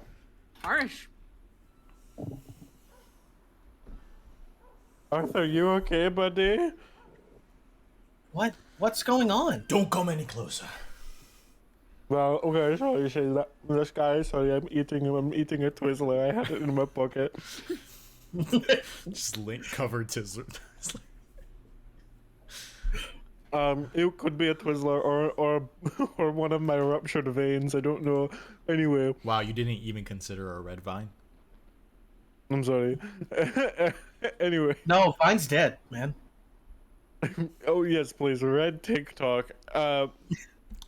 Jesus. Anyway, so I held this weird old guy, and then when I flipped them over to heal their front side, Ren did not like that very much. So Ren then put their sword up to the throat. Then Arthur didn't like that very much, I guess. He ran over and tackled, and then I quickly grabbed the sword to try to stop them from killing the guy I just spent a while healing. And now Arthur seems to not want us to come close to them. I will say, at this angle, you can see that Arthur's eyes are rolled up. And Arthur seems to be trying to look up into his brain like I do sometimes. Arthur, what's wrong?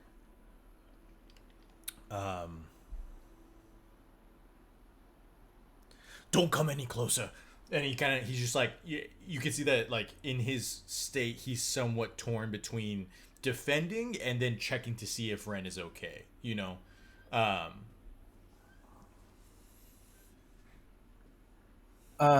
Cole's gonna real quick, like, look behind him to make sure that the cat is not about to, like, pounce on him and eat him or anything, since it was following him. Probably a good plan. The cat is still kind of sulking up behind you. Has still skulked up behind you.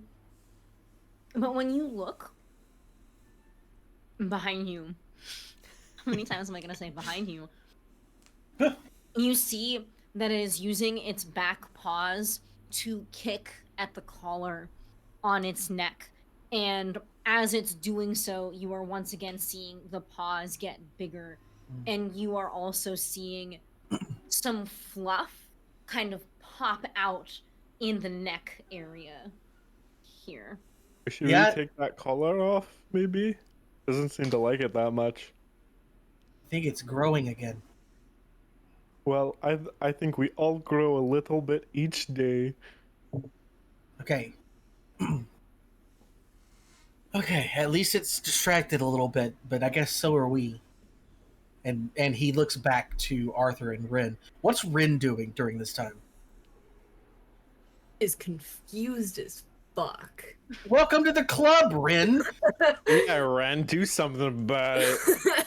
I think Ren is like a little bit just kind of like shocked. Like what?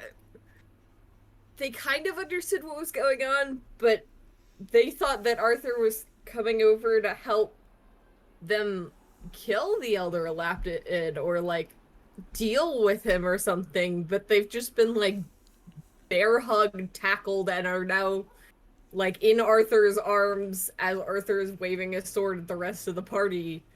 And they're just kind of like, did I miss something? What happened? And I think they're just trying to kind of, they've obviously been snapped out of that like trauma spiral, and I think they're now just kind of trying to get their bearings about them, which is probably not super easy when they're just being like one arm cradled, and they can't figure out why because they're not bleeding from anywhere, contrary to what Arthur thinks.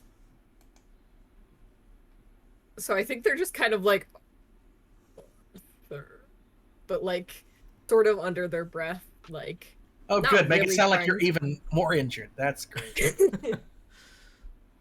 And I think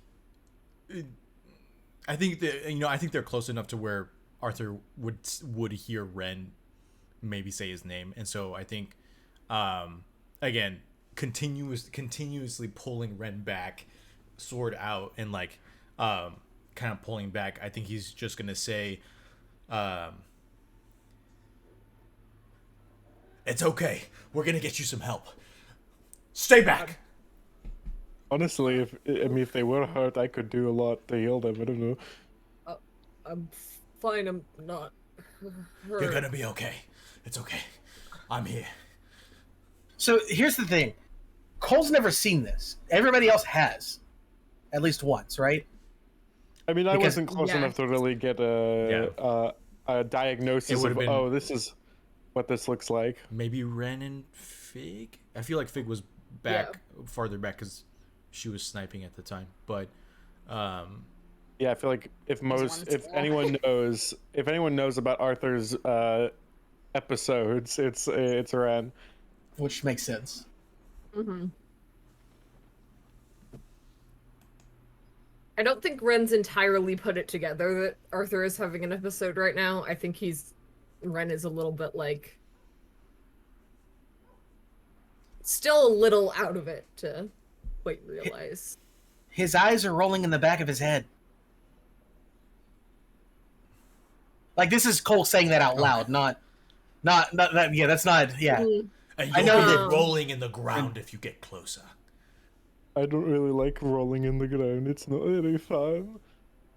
Are And you I- still mad at me, Arthur? Stay back. Yeah, I thought we got past this.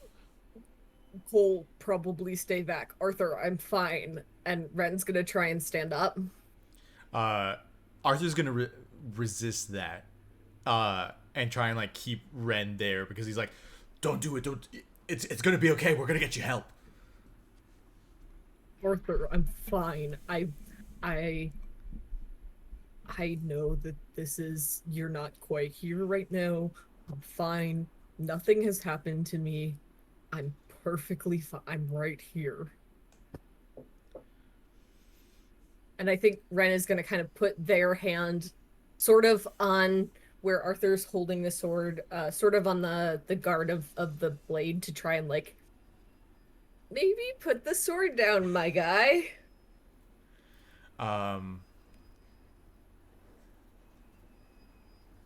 Keeper is in this moment. Is Arthur still perceiving Ren as wounded? Like, I guess, like, so that like this wounded Ren is attempting to put down like his sword. Yes. Okay. Arthur just kind of like, you could like his eyebrows furrow, and like he gets this like it's kind of hard to tell without pupils, but he gets this like confused look on his face, and he's like he and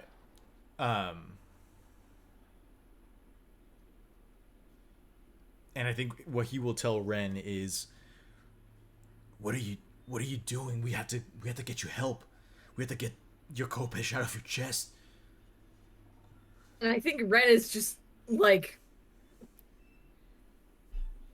has their Kopesh in their hand and like kind of looks down at their arm like, Arthur, my Kopesh isn't in my chest, it's in my arm.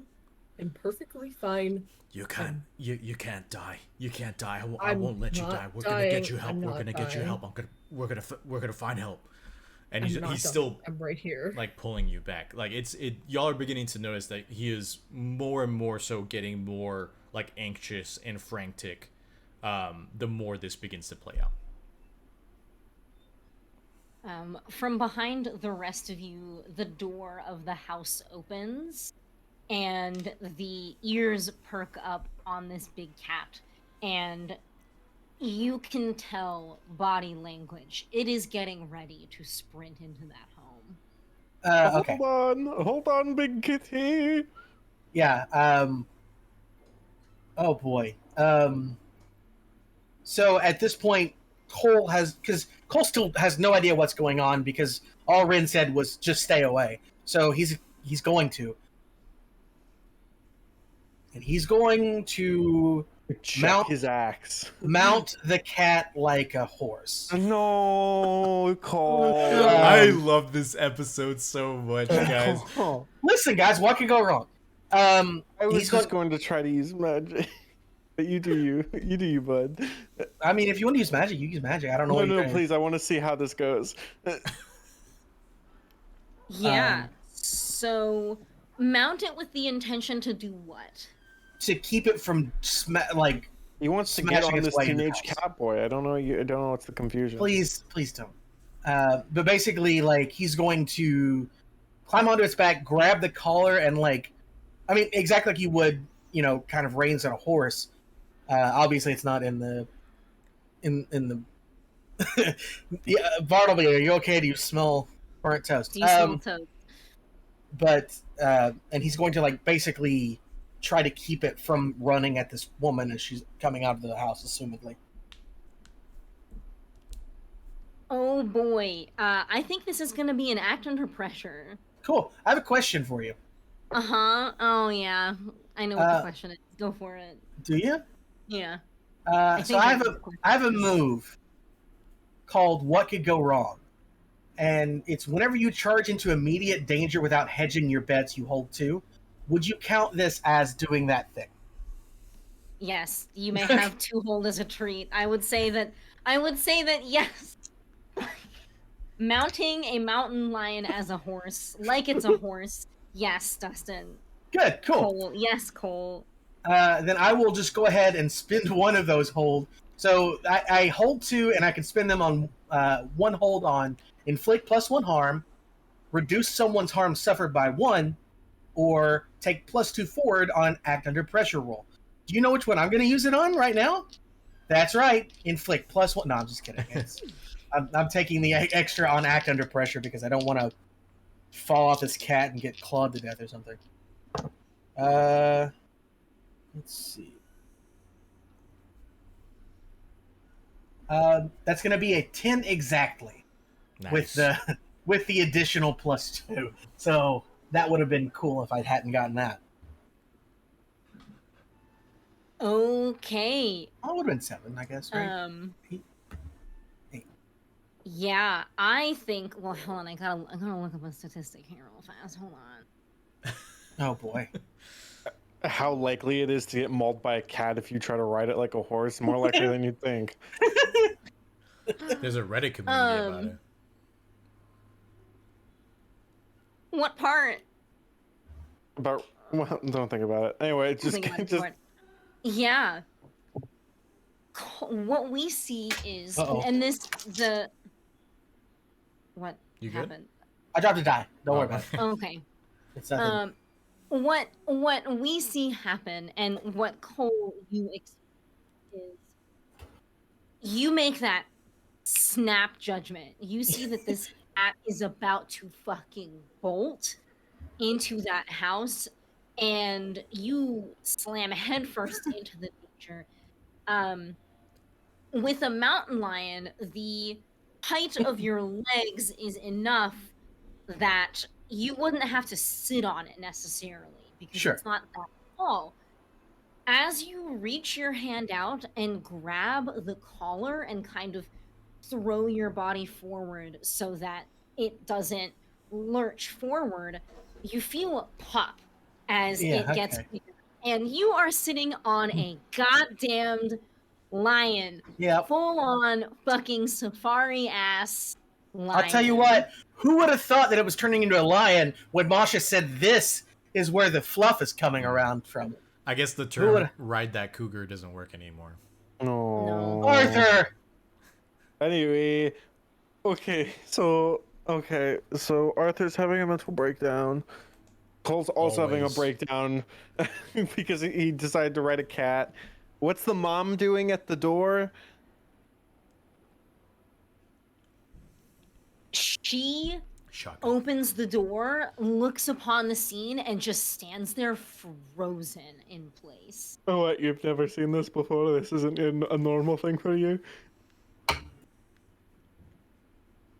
If you're saying that to her, she simply doesn't reply. Okay, well, I guess I'm the only one left to deal with this. And like, You jumped onto a cat. Yeah! Okay, very cool. I think I would like to just walk up and remove the collar, just because Philip doesn't know what to do here. He's like, the cat didn't seem to like the collar. Let's remove the collar.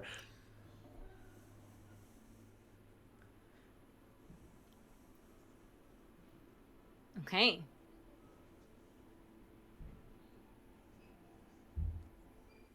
Okay.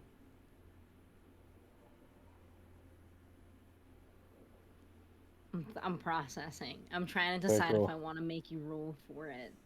Okay. I think for this moment, because the animal is restrained by Cole and his amazing act under pressure roll, you will fumble with it a little, but you are able to get the collar off. Wait, do I think it would look stylish on me? Do I think it would like really pull together the outfit? I do think that Cole is still holding on to it, so yeah, unfortunately, I don't think you're going to have the chance to put it on yet. Oh. I'm sorry. So as you get there, you see that the collar itself is this fairly thick leather with a pendant at the bottom, and it has a latch on it, more so than like A clasp. a clasp. I they kind of all mean the same thing depending on how you Mm. want to say it. And you're able to get it off. Cole, in almost an instant, you feel your feet hit the ground again, and trembling beneath you is a small teenage boy, and he is sobbing. Both of you have hands on the collar. What are you doing? Tug of war. That's- Tug of war. A tug of war. Sorry, buddy. Honestly, I'm glad that worked because if that didn't work, I had no plan. Yeah, I was going to have to like do a death roll or something. Yeah, I honestly, I was gonna start asking the mom questions if she turned her son into a cat or something, and it was probably gonna be a whole mess. It was pretty wild. You know, I almost threw my axe. Oh, really? That seems like a very dangerous thing to do. Arthur, Ren, nothing has changed for you, and Yeah. the storm rages on.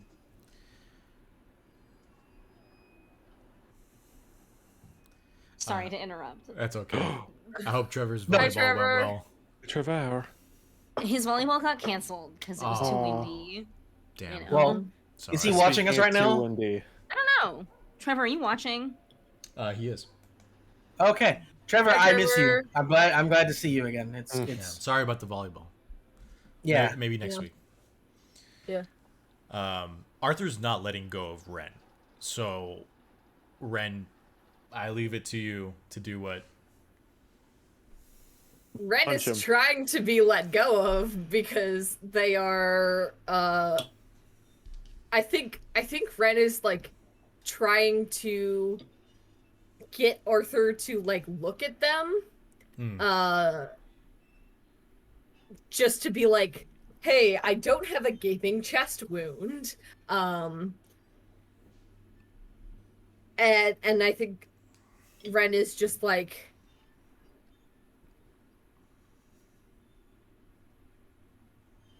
ooh, interesting.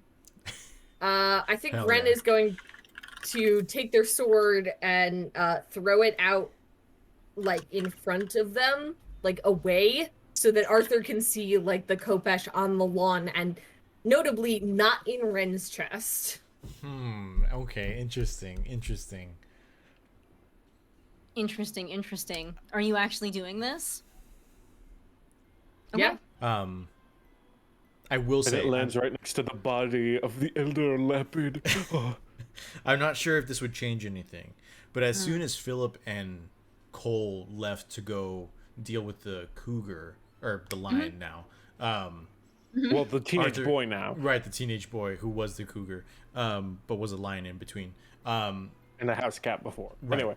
Arthur would have lowered the sword, and he would have like kind of like turned his body more to be kind of like sitting over Ren, and so you would definitely be able to see like his face full on, and he is crying. There are tears like flowing down his cheeks, and he's just saying, I'm so sorry. I'm so sorry. We're gonna fix it. It's gonna be okay. It's gonna be okay. He's not. That's just me trying to like get into the voice of it. He's not, so like he would have just been kind of like holding you, crying, and just kind of like mumbling this over and over. His sword is still in his hand, but it's not like actively, pointed at anyone. Are you still throwing your Kopesh, Ren? I think so. I think they're like tossing it. They're not like chucking it, but they are like trying to get it away from them so that Arthur can see like it is over there. It is not in my chest. I am fine. And I think Ren is crying as well now because Arthur is crying. And Ren is just like, none of this is your fault. Nothing's wrong. Everything's fine. I'm okay. You're having a nothing. You're not. You're in your own head right now. This isn't real. I'm fine. I promise. Look, my Kopesh is over there. My sword is over there. I'm fine. And they're just like, I think they've taken Arthur's like head in their hands and are just like trying to hold his face like, please just look at me. I'm not dying. Arthur, through tear-soaked eyes, you just watched Ren pull the Kopesh out of their chest and throw it across the lawn. And with their two bloody, shaky hands, cup your face with tears in their own eyes. Hey, Philip and Cole! Oh. You guys have this collar and there's a crying teenager. What's the plan? Oh, okay, well, if there's one thing I'm good with, it's children. Hello. Right. Hey, are you, I'm assuming that, like, this is the kid, but I myself do not remember his name. It's Stephen Grant, right? Right, like, Steven, yes. Richard Grant. Richard, Oh, okay, the thank kid's you. name. Steven Grant's his dad, right? Was it? Yeah, okay. Sure, maybe. I remember the last name because of Jurassic Park. Richard? Through sobs, he goes, Yeah. Okay. I don't know what just happened to you, but I think you're okay. Are you hurt? Are you in pain? I don't know. I don't know. I don't want to open my eyes. Okay, that's okay. You can keep your Why? eyes What closed. are you scared of seeing? Philip? Yeah, that's my name. Yeah. What are you scared of seeing? What are you scared of seeing? Asking this You- this child in terror. What are you? I mean, It's when okay. you. It's Not okay. to be It's scared okay. of Describe being to fucked. me what you are afraid of seeing in this moment of terror. What would Is be this- the scariest thing you could possibly see? Is this your home? Did you come home? Okay. I'm just gonna Well, talk you'd in a have to normal eat- voice because I'm trying to eat chicken. That's He okay. would That's have- okay. I mean, Cole, he would have to open his eyes to see if this is home. I don't. No, I don't think he would because he just saw his home. I came home and my mom wouldn't let me in. I know. Well, that was because you were a big cat. Philip, maybe not the time to drop stuff like that on him.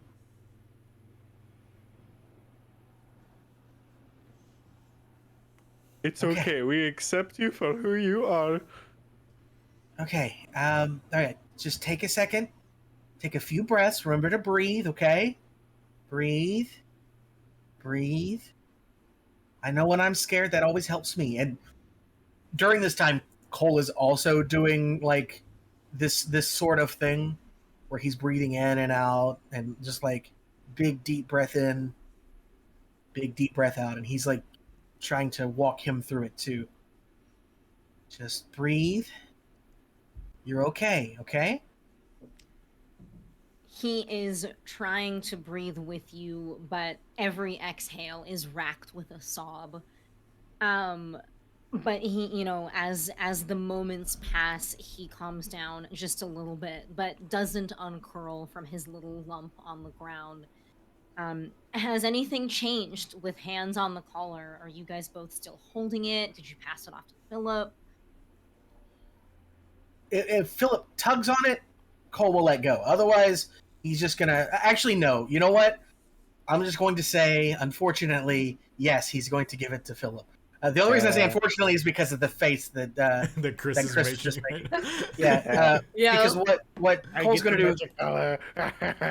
he's going to take his jacket off and kind of like put it over the naked kid to, shield him from the rain and wind and stuff. And also, hopefully at least a little bit of his pride if he has any left. Like, it's okay. And so Philip has the collar. Okay. As the kid's breathing starts to slow and you're walking him through calming down, his breathing rapidly increases again as he starts talking about what has happened to him. And his body heaves again and he says, I went with my friends from Whitebridge to the ranger station and we found the body and it had this thing and one of the kids was like, haha, you should put it on. And I did, and everything has been fucked up since then, and I'm so fucking scared.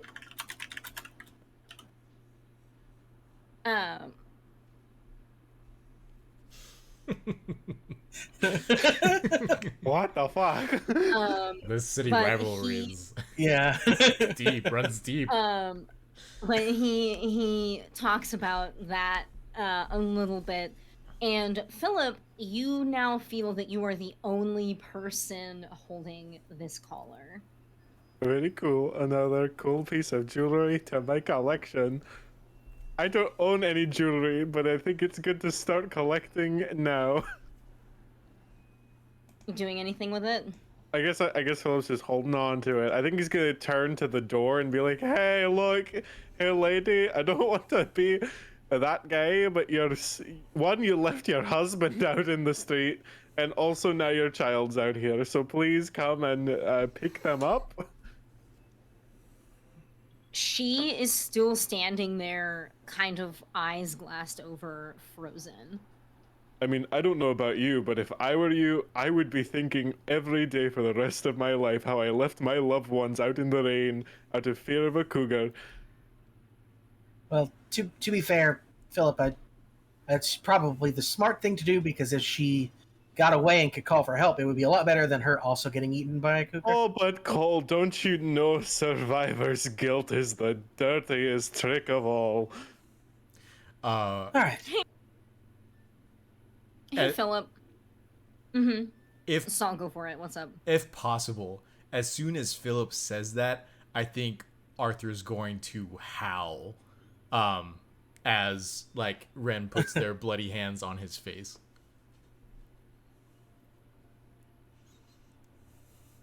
And he's going to get up, turn to Cole and Philip, and say, "You let them die." Ren's just there like I'm fucking still alive. What do you mean? I'm fine. Let them die. Sometimes I can still hear his voice. I'm still alive. It's like he's calling out. It's like they're calling out to me. No, yeah. Yeah. Oh, good. I don't know what you're talking about. I have saved. I've actually not been connected to anyone's death this time. Philip. Sometimes the voices talk to you, right? Yes. Okay. Oh, good. You Good way hear... to preface a sentence. Yeah. The voices talk to you, don't they? I mean, you know. Yeah. So, for the past few hours, you've been, you have the usual background noise of voices saying random things. Hakuna. But as you hold on to this collar and you look at it a little more, there are a couple of voices that say, "Oh, drop it. Oh, it's weird. Oh, I don't like it. Oh, put it on. Put it on. Don't do that. Put it on. You should put it on. I think you'd look nice in this collar, Philip." I guess. I don't know, voices. You've never really steered me wrong before, I guess. What? I think Philip's... I think Cole says that twice in very quick succession. What? First to Arthur, what? And then to Philip, what? I think Philip slowly is like, well, okay. Philip, stop! Hello? No? Cole, I think it would really accent the green sweater well, a sweatshirt. Okay. We're in... Oh, man. Is this what happens when everything breaks all at once? Cole is, like, panicking at the moment, and he's, like, looking down to the kid, over to the injured husband, up to the frozen wife, to Arthur's insane look, to Ren on the ground, to Philip about to put a collar on, and he just screams. And he just lets out just this big scream, and he looks at Philip and says, "Put the collar down now." That wasn't very nice. That's not nice at all. I think, Philip, well, you can't let him boss you around. I think you look in the collar. This is very... just the mindset of being bossed around, and then voices in my head being like, he can't boss you around, you're not his pet, put on the collar. I think Philip just sort of sits there with the collar like half around his neck, like, I don't know how to react to this. Philip, I feel like I'm going to need your help in a few seconds when Arthur decides to, I don't know, come dashing at us for hurting someone who wasn't hurt. As you're saying that, Arthur's moving forward. Yeah, of course he is. and I need you to be at your best. And wearing that collar is not you at your best. And Well, then I think I'd I look think my best. and then Cole pauses for a moment, and then he says, "It doesn't even go with that hoodie. Maybe another hoodie. We can try it later." Wow. Masha, do you want me to roll anything or do you want me to just come to the decision on my own? You're not being compelled. Okay. I think Philip's gonna be like, oh, okay. And then like sort of just shove the collar in his pocket very sadly. Okay. Philip, I need you to do me the biggest favor as my friend, okay? Okay. The kid on the ground right now, and Cole's turned completely toward Arthur. The kid on the ground right now, I need you to get him to his mom. Okay. And Philip's gonna go over to the child, pick him up, and fly him over to his mother. Yeah. Arthur has gone completely silent. For Philip,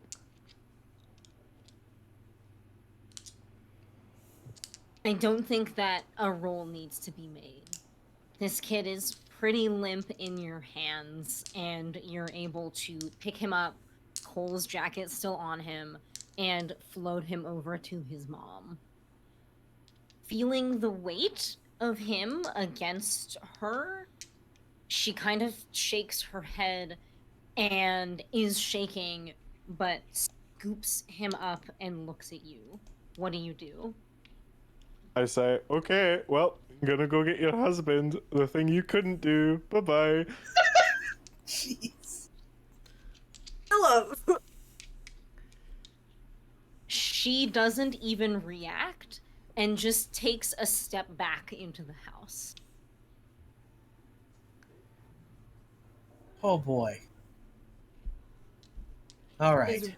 Is Ren like on the ground right now? Like has Arthur let go of Ren? Oh yeah, because Arthur's making his way to Cole. Okay. Yeah.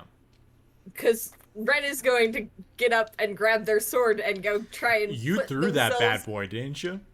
I did throw the bad boy. I did not chuck the bad boy. So I'm gonna go Alright. run I feel like- over to Alright. where. I feel like the definitions of throw and chuck are interesting. You can't. Well, technically, you can't chuck anything. He got on a train to hell. That is Oh, true. God. He did get on. Ooh. Spoilers, dog. Jesus. Anywho, I didn't say that was how it ended. Anywho,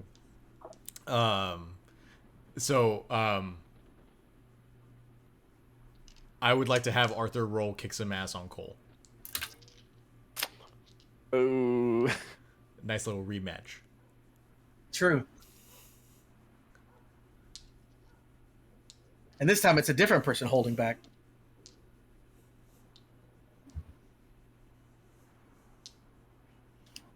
How we doing this? Masha's like, this wasn't intended to be the PvP mystery, but apparently that's what it's turning into. Just Masha has so much. opposed. Masha has so much lore for us, and we're just fighting each other. You're fine. We're just gonna be like, well, boy turning into a cat. All good day's work. Yep, boy turned into cat. All right, Cat turned into boy. party fight. I'm just taking a deep breath and restacking the things in my brain. I'm sorry. What is it that you wanted to do? I think they're just fighting. Yeah, kick Cole's ass. Once he's done with Cole, then he'll go to Philip. Oh God. Okay. TPK. TPK, and it's all Arthur. No, I won't be a TPK because at least two of them will survive. Yeah, at least Arthur and Ren will be okay. Actually, all three of them will survive because Fig will too. So really, we're not losing anyone. Wow. And Philip, are you flying over to the father? Yeah, I'm going over to pick up Papa. Okay. Pappy. Old Pappy. Spaghetti. Yeah. I think that you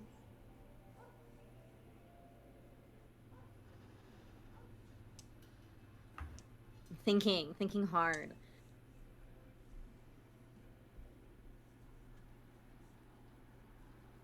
Could work. Okay. You fly over to the father and you see that he is just starting to regain consciousness. When he sees you, he starts to freak out and remembers his injuries because they make themselves very known and kind of goes limp. Are you flying him back over to the mom also? Sure, might as well. Okay. As you do that, we fucking anime opening, It's raining and thundering and everything. scene cut, rain, thunder, as Arthur like fucking power walks with his sword towards Cole. Cole has his jacket off for the first time in the series, and Sleeves like rolled up. his Fucking ripped. Yeah. The rock version of the theme song is playing. Yeah, yeah. Mhm. Arthur, is your plan to just take a swing at Cole? Stab Like, that what's fucker. your plan when you get to him? yeah. What's your plan when you get to him? Stab that fucker. Yeah, carve him up. Fucker. It's fine. Don't worry He about killed it. your Just- best friend. Kill that guy. I think that like so again, there is the mechanic with the Winter Soldier where it's like the snap out of it, and again, and then so with that specific mechanic, I'll kind of like leave it for the group to decide whether or not like maybe other players can force that roll with like a cognitive reset in the sense of like punching Arthur or like dealing damage to him. A big bonk on the head with an axe will probably do it. Right. With an axe, mate. And so like if y'all are okay with y'all taking that move as well as like snap Arthur out of it, that could be an option. Otherwise, or well, like because the snap out of it rule specifically on a 10 plus, you snap out of it. That could maybe be like somebody yelling at Arthur or something along those lines. On a mixed success, you take 1 harm, and that snaps you out of it. So that could be somebody like hitting him, and then on a miss, essentially the fight continues because it just says on a miss you go looking for a fight. Bring it on. Yeah. I think that sounds like a cool way to. It's just a matter of the keeper's like, please, just Say something cool enough. I'll roll snap out of it. Hit me. I'll roll snap out of it. Yeah. Well, in that case, I'll leave it up to the two of you, because Cole. Again, I am just picturing anime opening. Rain is falling. Like, you've got your like bright red anime hair, and it's like slick and stuck to you. You whip your head over. The droplets fly in slow motion, and Arthur walks up to you, clearly looking for a so fight. you're approaching me. Welcome home by Coheed and Cambria is playing. Ding ding ding ding ding ding ding ding ding ding ding ding ding ding. Again, like Arthur's not saying anything. He's in work mode. Yeah, you already said that you were going to take a swing, so before I do anything, you can do your thing. Okay. I don't know how we're doing this. Figure it out as we go. All right. So roll kick some ass then. That's the only thing you can do. Yes, that is by the rules. So I rolled a 5 and a 2, which is a 7. I have a +2 to tough, which makes that a 9, and then I get the extra +2 for being the Winter Soldier, so that's an 11. Okay. Very Okay. cool. How are you approaching this? What with, like, yeah? How are you doing this? Right. So Stabbing, Or what's your slicing, extra effect, right? bonk. at the beginning of the walk, the sword was at his side. As he picked up the pace, I think the sword got higher and higher until in front of Cole, he goes into his two-handed stance, And I think he's going to on a 10 plus you get to choose an extra effect. I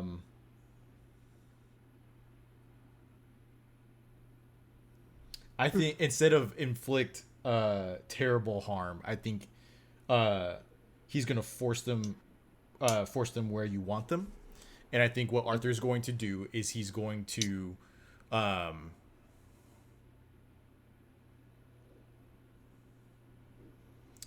do like a forward slash, which if it it's fast enough to where Cole could dodge it but take some damage from it, but he's gonna do the forward slash and then dip down into a leg sweep that knocks Cole onto their back. Okay. Cole. Arthur, as he's walking towards you, is gearing up to slash at you. You have a split second to react. What are you doing? Honestly, the thing that I'm picturing is him grabbing the axe in two hands and using it to like try and parry the sword, to try and keep that from damaging him. But I don't know what that would be. I feel like it could very much be an act under pressure. Okay. If that works for you. Yeah, that's fine with me. How much damage does your sword do, by the way? Just 2 harm. Okay. Just a normal sword. Just a normal sword. Cool. Just a normal 2 damage. Well, I just rolled boxcars, so that's going to be 13 total. Okay. You're able to get your axe out in time and bear it up against where you feel that Arthur is trying to hit you. And I think to play this in a way where we don't actually kill each other, what happens is the sword bears into the axe bears into you, and it feels heavy. You can feel that Arthur is pulling all of his weight into this swing. And then the weight goes away, and you start to move, getting ready to parry the next attack, but you don't see Arthur kick his leg out in a leg sweep. And you smack into the ground, and you take 1 harm. Nice. Does it work for you guys? This game isn't built for PvP. Yeah. Okay, all right. Yeah. Good stuff. Yeah, I don't want to kill Cole. Right. So Cole's going to look up. I do. And he's going to kind of like he's on the ground now. And so I guess something that maybe the audience doesn't know, Cole has 2 weapons technically. You all know the axe, you love the axe, you've met the axe.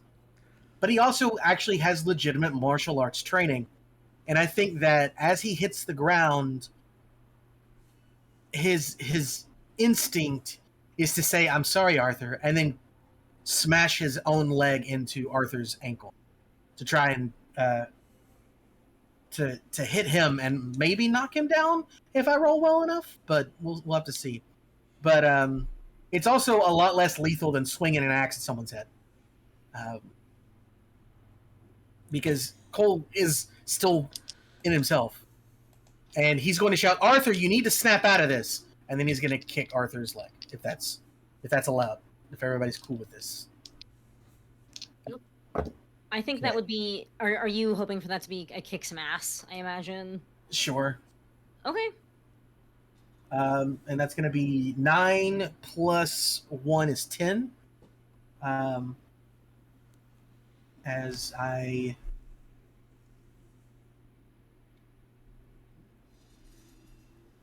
go to take him out, and of course my thing is to force him where he wants him.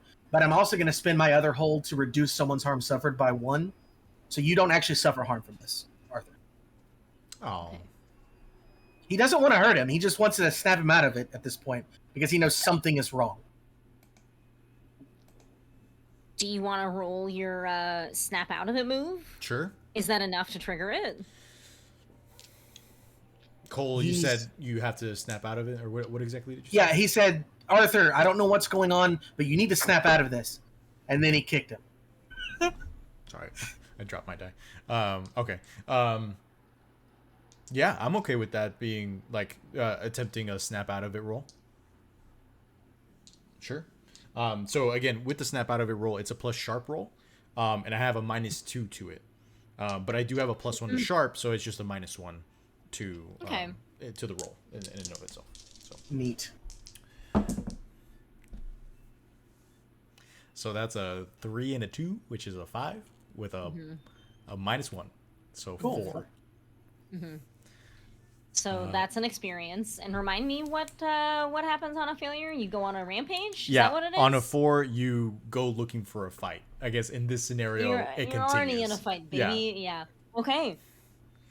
To shift the scene, we are at this point, Philip, unless you are diverting your course, are you just delivering this sad, injured, whole ass man onto the doorstep of this house? Yeah, I'm Philip's like flooding over, dropping him off, and being like, "Boop boop, I'm his son, I guess. I don't know."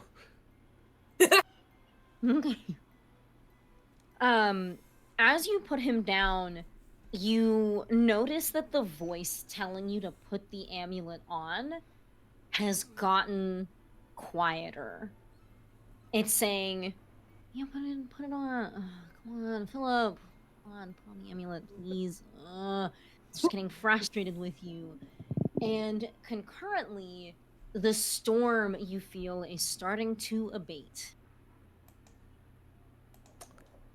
For the illiterate among us, ebate.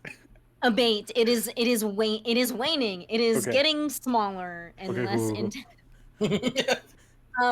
Ren, you are on the floor and you have just watched Arthur and Cole trade blows.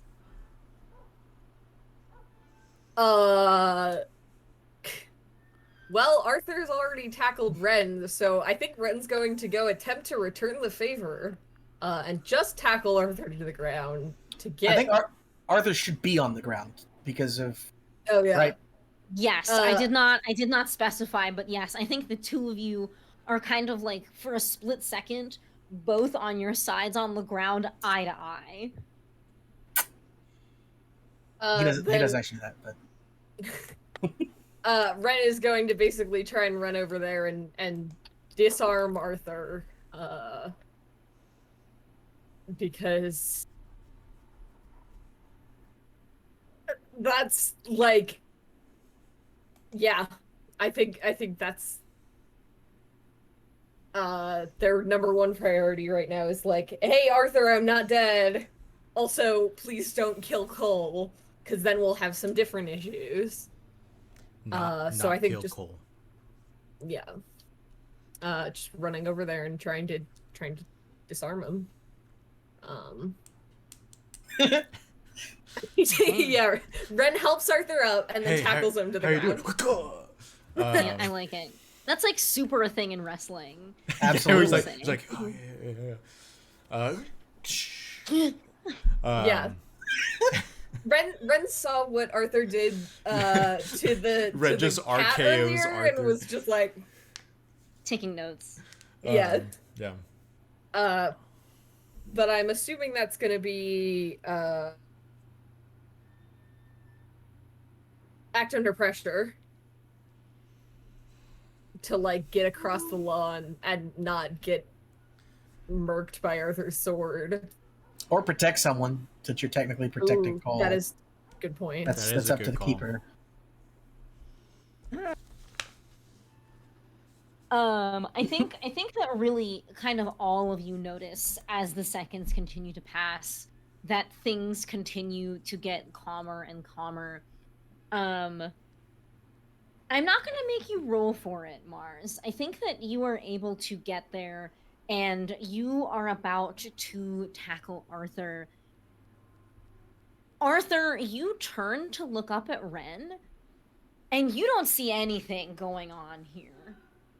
they're not bleeding. Their clothes are fine. Kopesh is in hand.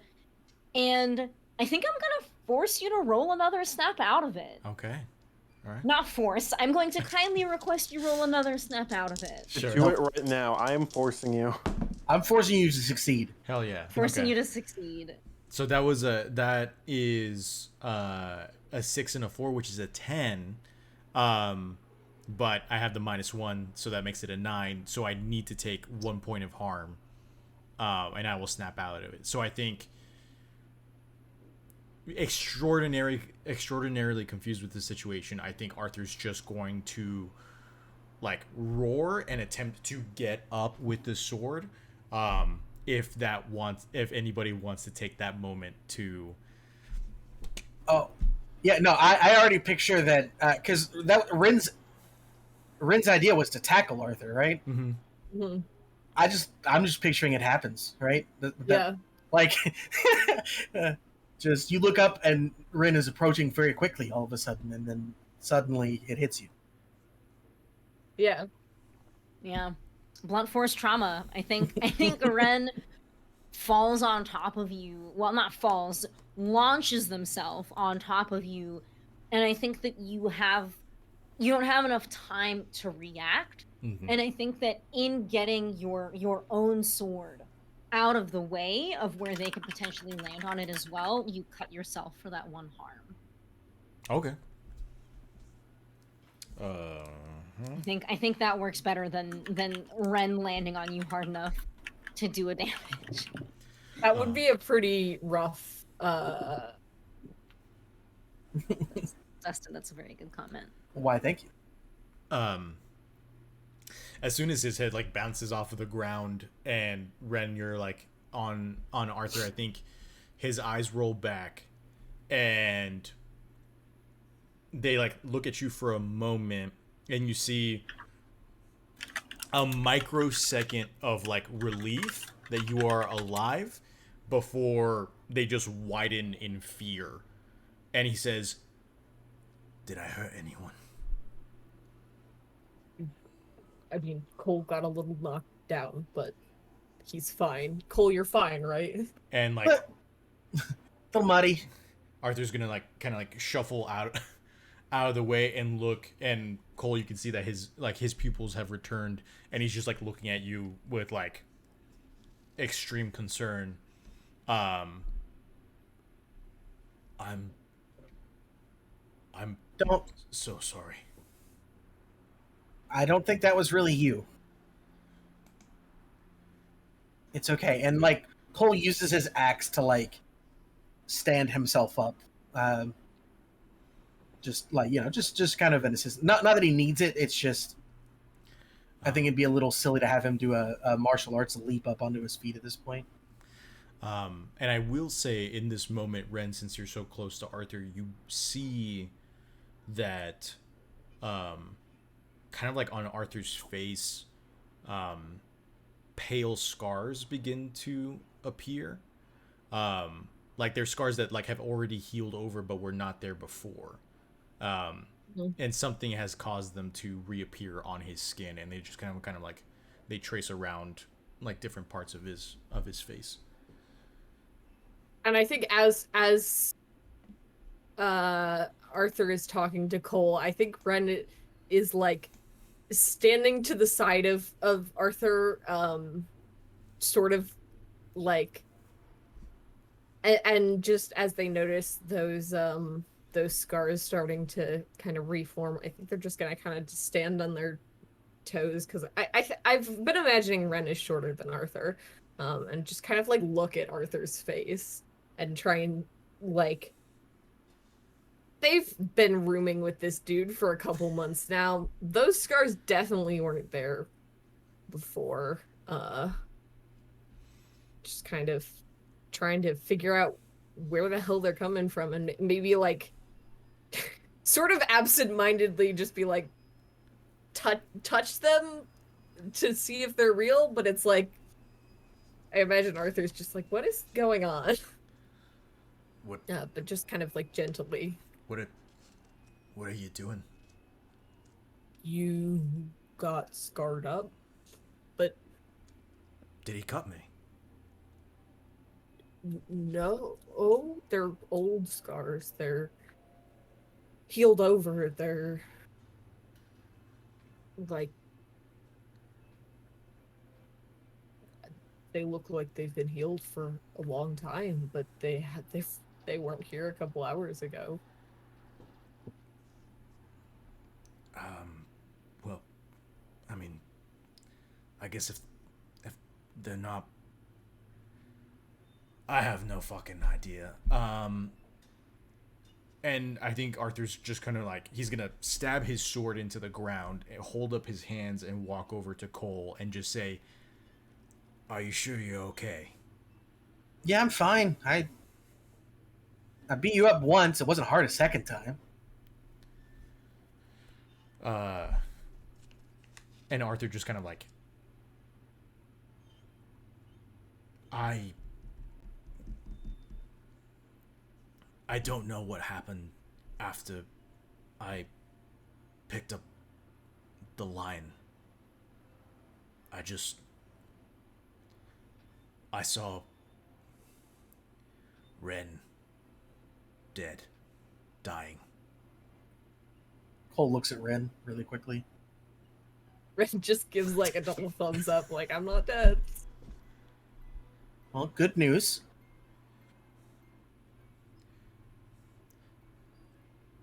I swear to you, I saw it just like you're seeing me right now. Arthur, I believe you.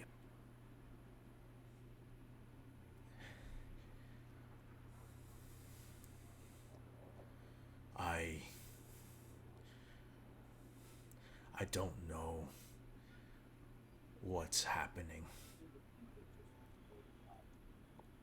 and it frightens me.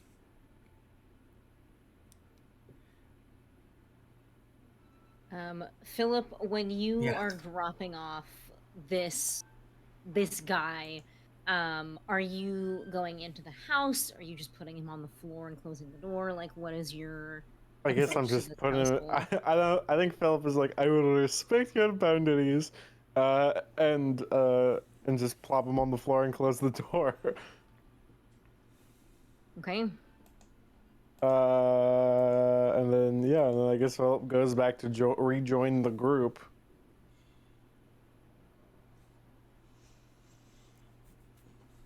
Cole will put an arm or a hand on Arthur's shoulder.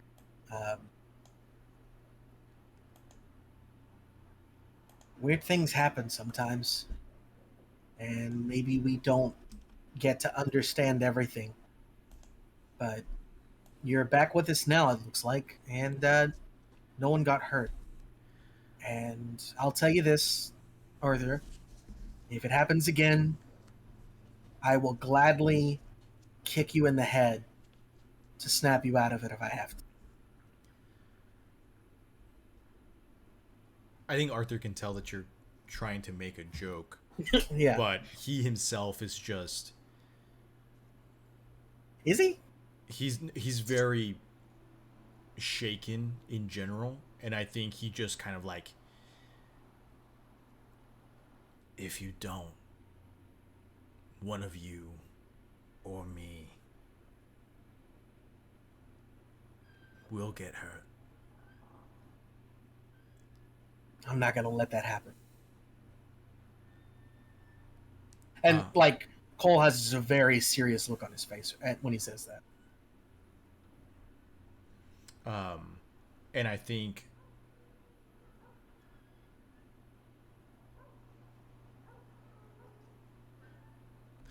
Arthur's just gonna kind of like nod and shuffle away, or like to the opposite point of where his sword is in the ground. And those who are watching can see that he is looking at it with a very, like, he is afraid of it, and he's going to stand as far as he can from the sword and just kind of like, I don't know, just kind of like stand. I don't know, just like process, I guess.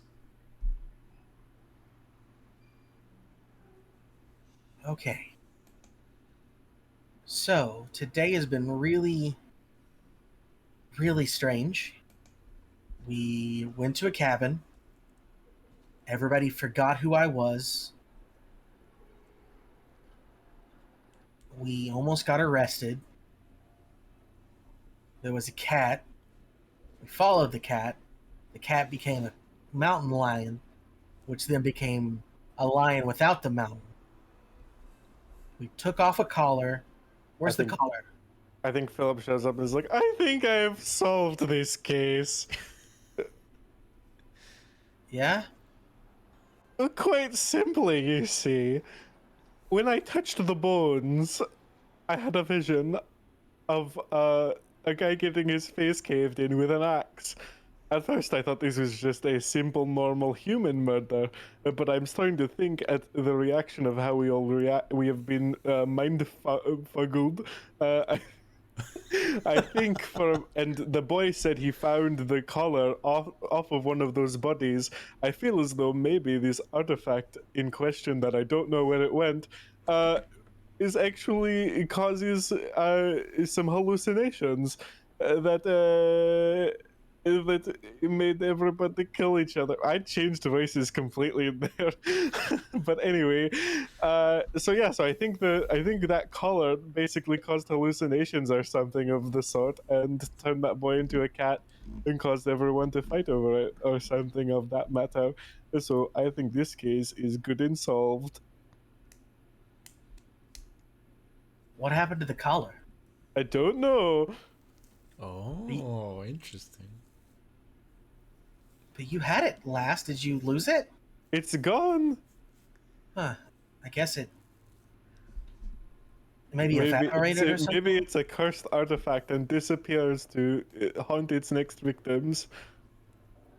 Maybe. It's kind of weird that all this wild stuff happened. I mean, it's a scary thing. Should we... Well, maybe not now. And he looks toward the house.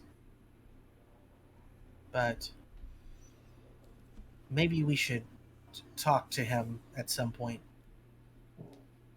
I don't know how much the teenage boy will know, but also he might need some deep therapy after this. Yeah, no kidding. But what matters is we're all okay. Yeah. Yeah, I guess we are. And you got them both in the house? Yep, I delivered both the child and the father. I'm Good job. basically like a mother. Good job, Philip. You're a good friend. Thank you. I try so hard, and it's good to be acknowledged. Of course. That's why I trust you with important jobs like that. And he kind of puts a hand on Philip's shoulder and nods before looking toward the van again. Arthur, are you cool? Do you need a back massage? I don't think I want to be touched right now, Philip. Okay. Do you want me to get your sword for you? As you say that, Arthur looks at the sword, same expression of just like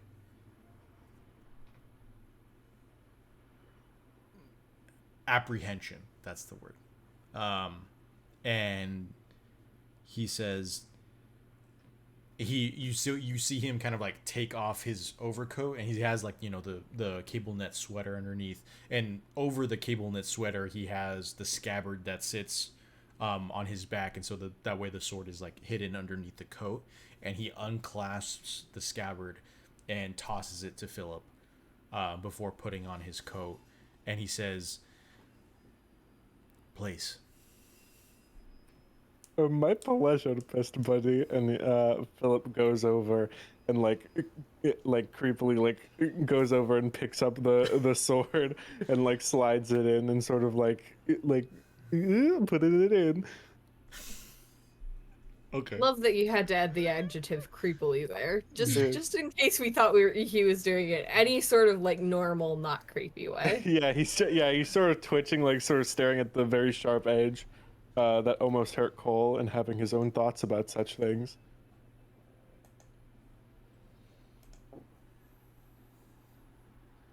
How's the storm looking there, Keeper? Storm's gone. What storm? So, the storm was real, right? Like you guys saw that too? Maybe what was real was the friends we made along the way. And also probably the storm. Yeah, Okay, the thank storm was Okay, real. okay, I guess you're right. I guess the storm was real. Okay, well. Who wants shawarma? I don't. Okay, that feels like an interesting. Okay. Is there a Yeah, shawarma I mean, place? I understood that. Is there reference. anything else you guys want to do immediately? Because if not, I think that we can close out here. Again, the only thing I could think of wouldn't be immediately, Mhm. but would be to like talk to the kid who turned into a cat and find out what happened with which maybe that could be the keeper's way of giving us some lore dumps later. But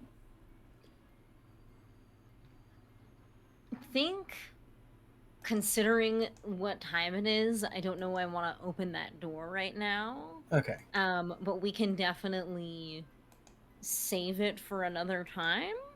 okay. Like maybe pick up with that at the start of Chris's mystery. I don't know.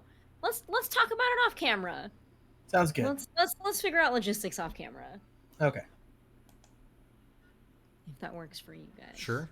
Do we still want to do end of session questions? Sure. Sure. I will say I did level up. Cool. Yeah. Very cool. Yeah. Did we conclude the current mystery? Sure. Yes. Yes. Sort of. This is Well- the first one that's been kind of like, yes. We Yeah. decatified the cat boy. Yeah, we Did found you guys the missing. miss Philip's big speech where he cracked the case? I Right. think we concluded the mystery. Right. Yeah. The only thing is that like I don't know why I'm explaining. Philip, you know why we're all like, did we? Oh, we did. Yeah. It's all- Okay. Cut and dry. It's over. All right. So Put amazing. all the pieces. Question 1. Did we save someone from certain death or worse? Yes. Yes. Philip Mhm. saved Okay. that old man. He sure did. Did we learn something new and important about one of the hunters? Arthur goes cuckoo for Cocoa Pops. And did we Think learn we- something? Yeah. Knew that. I think we knew Arthur can go a little off the rails. It was but- never Uncle really Gonzo. expressed. Cole didn't. Yeah. Cole never experienced it because he was at a graveyard at the time. Yeah, it was sort of in the first mystery. Arthur did it, then passed out, and I don't think it was ever Mhm. said out loud of like, "Oh, that's just something he does," Yeah. or like he was in a trance. So I feel like this is a good confirmation. Mhm. And did we learn something new and important about the world? Cat boy. The Catboy is real.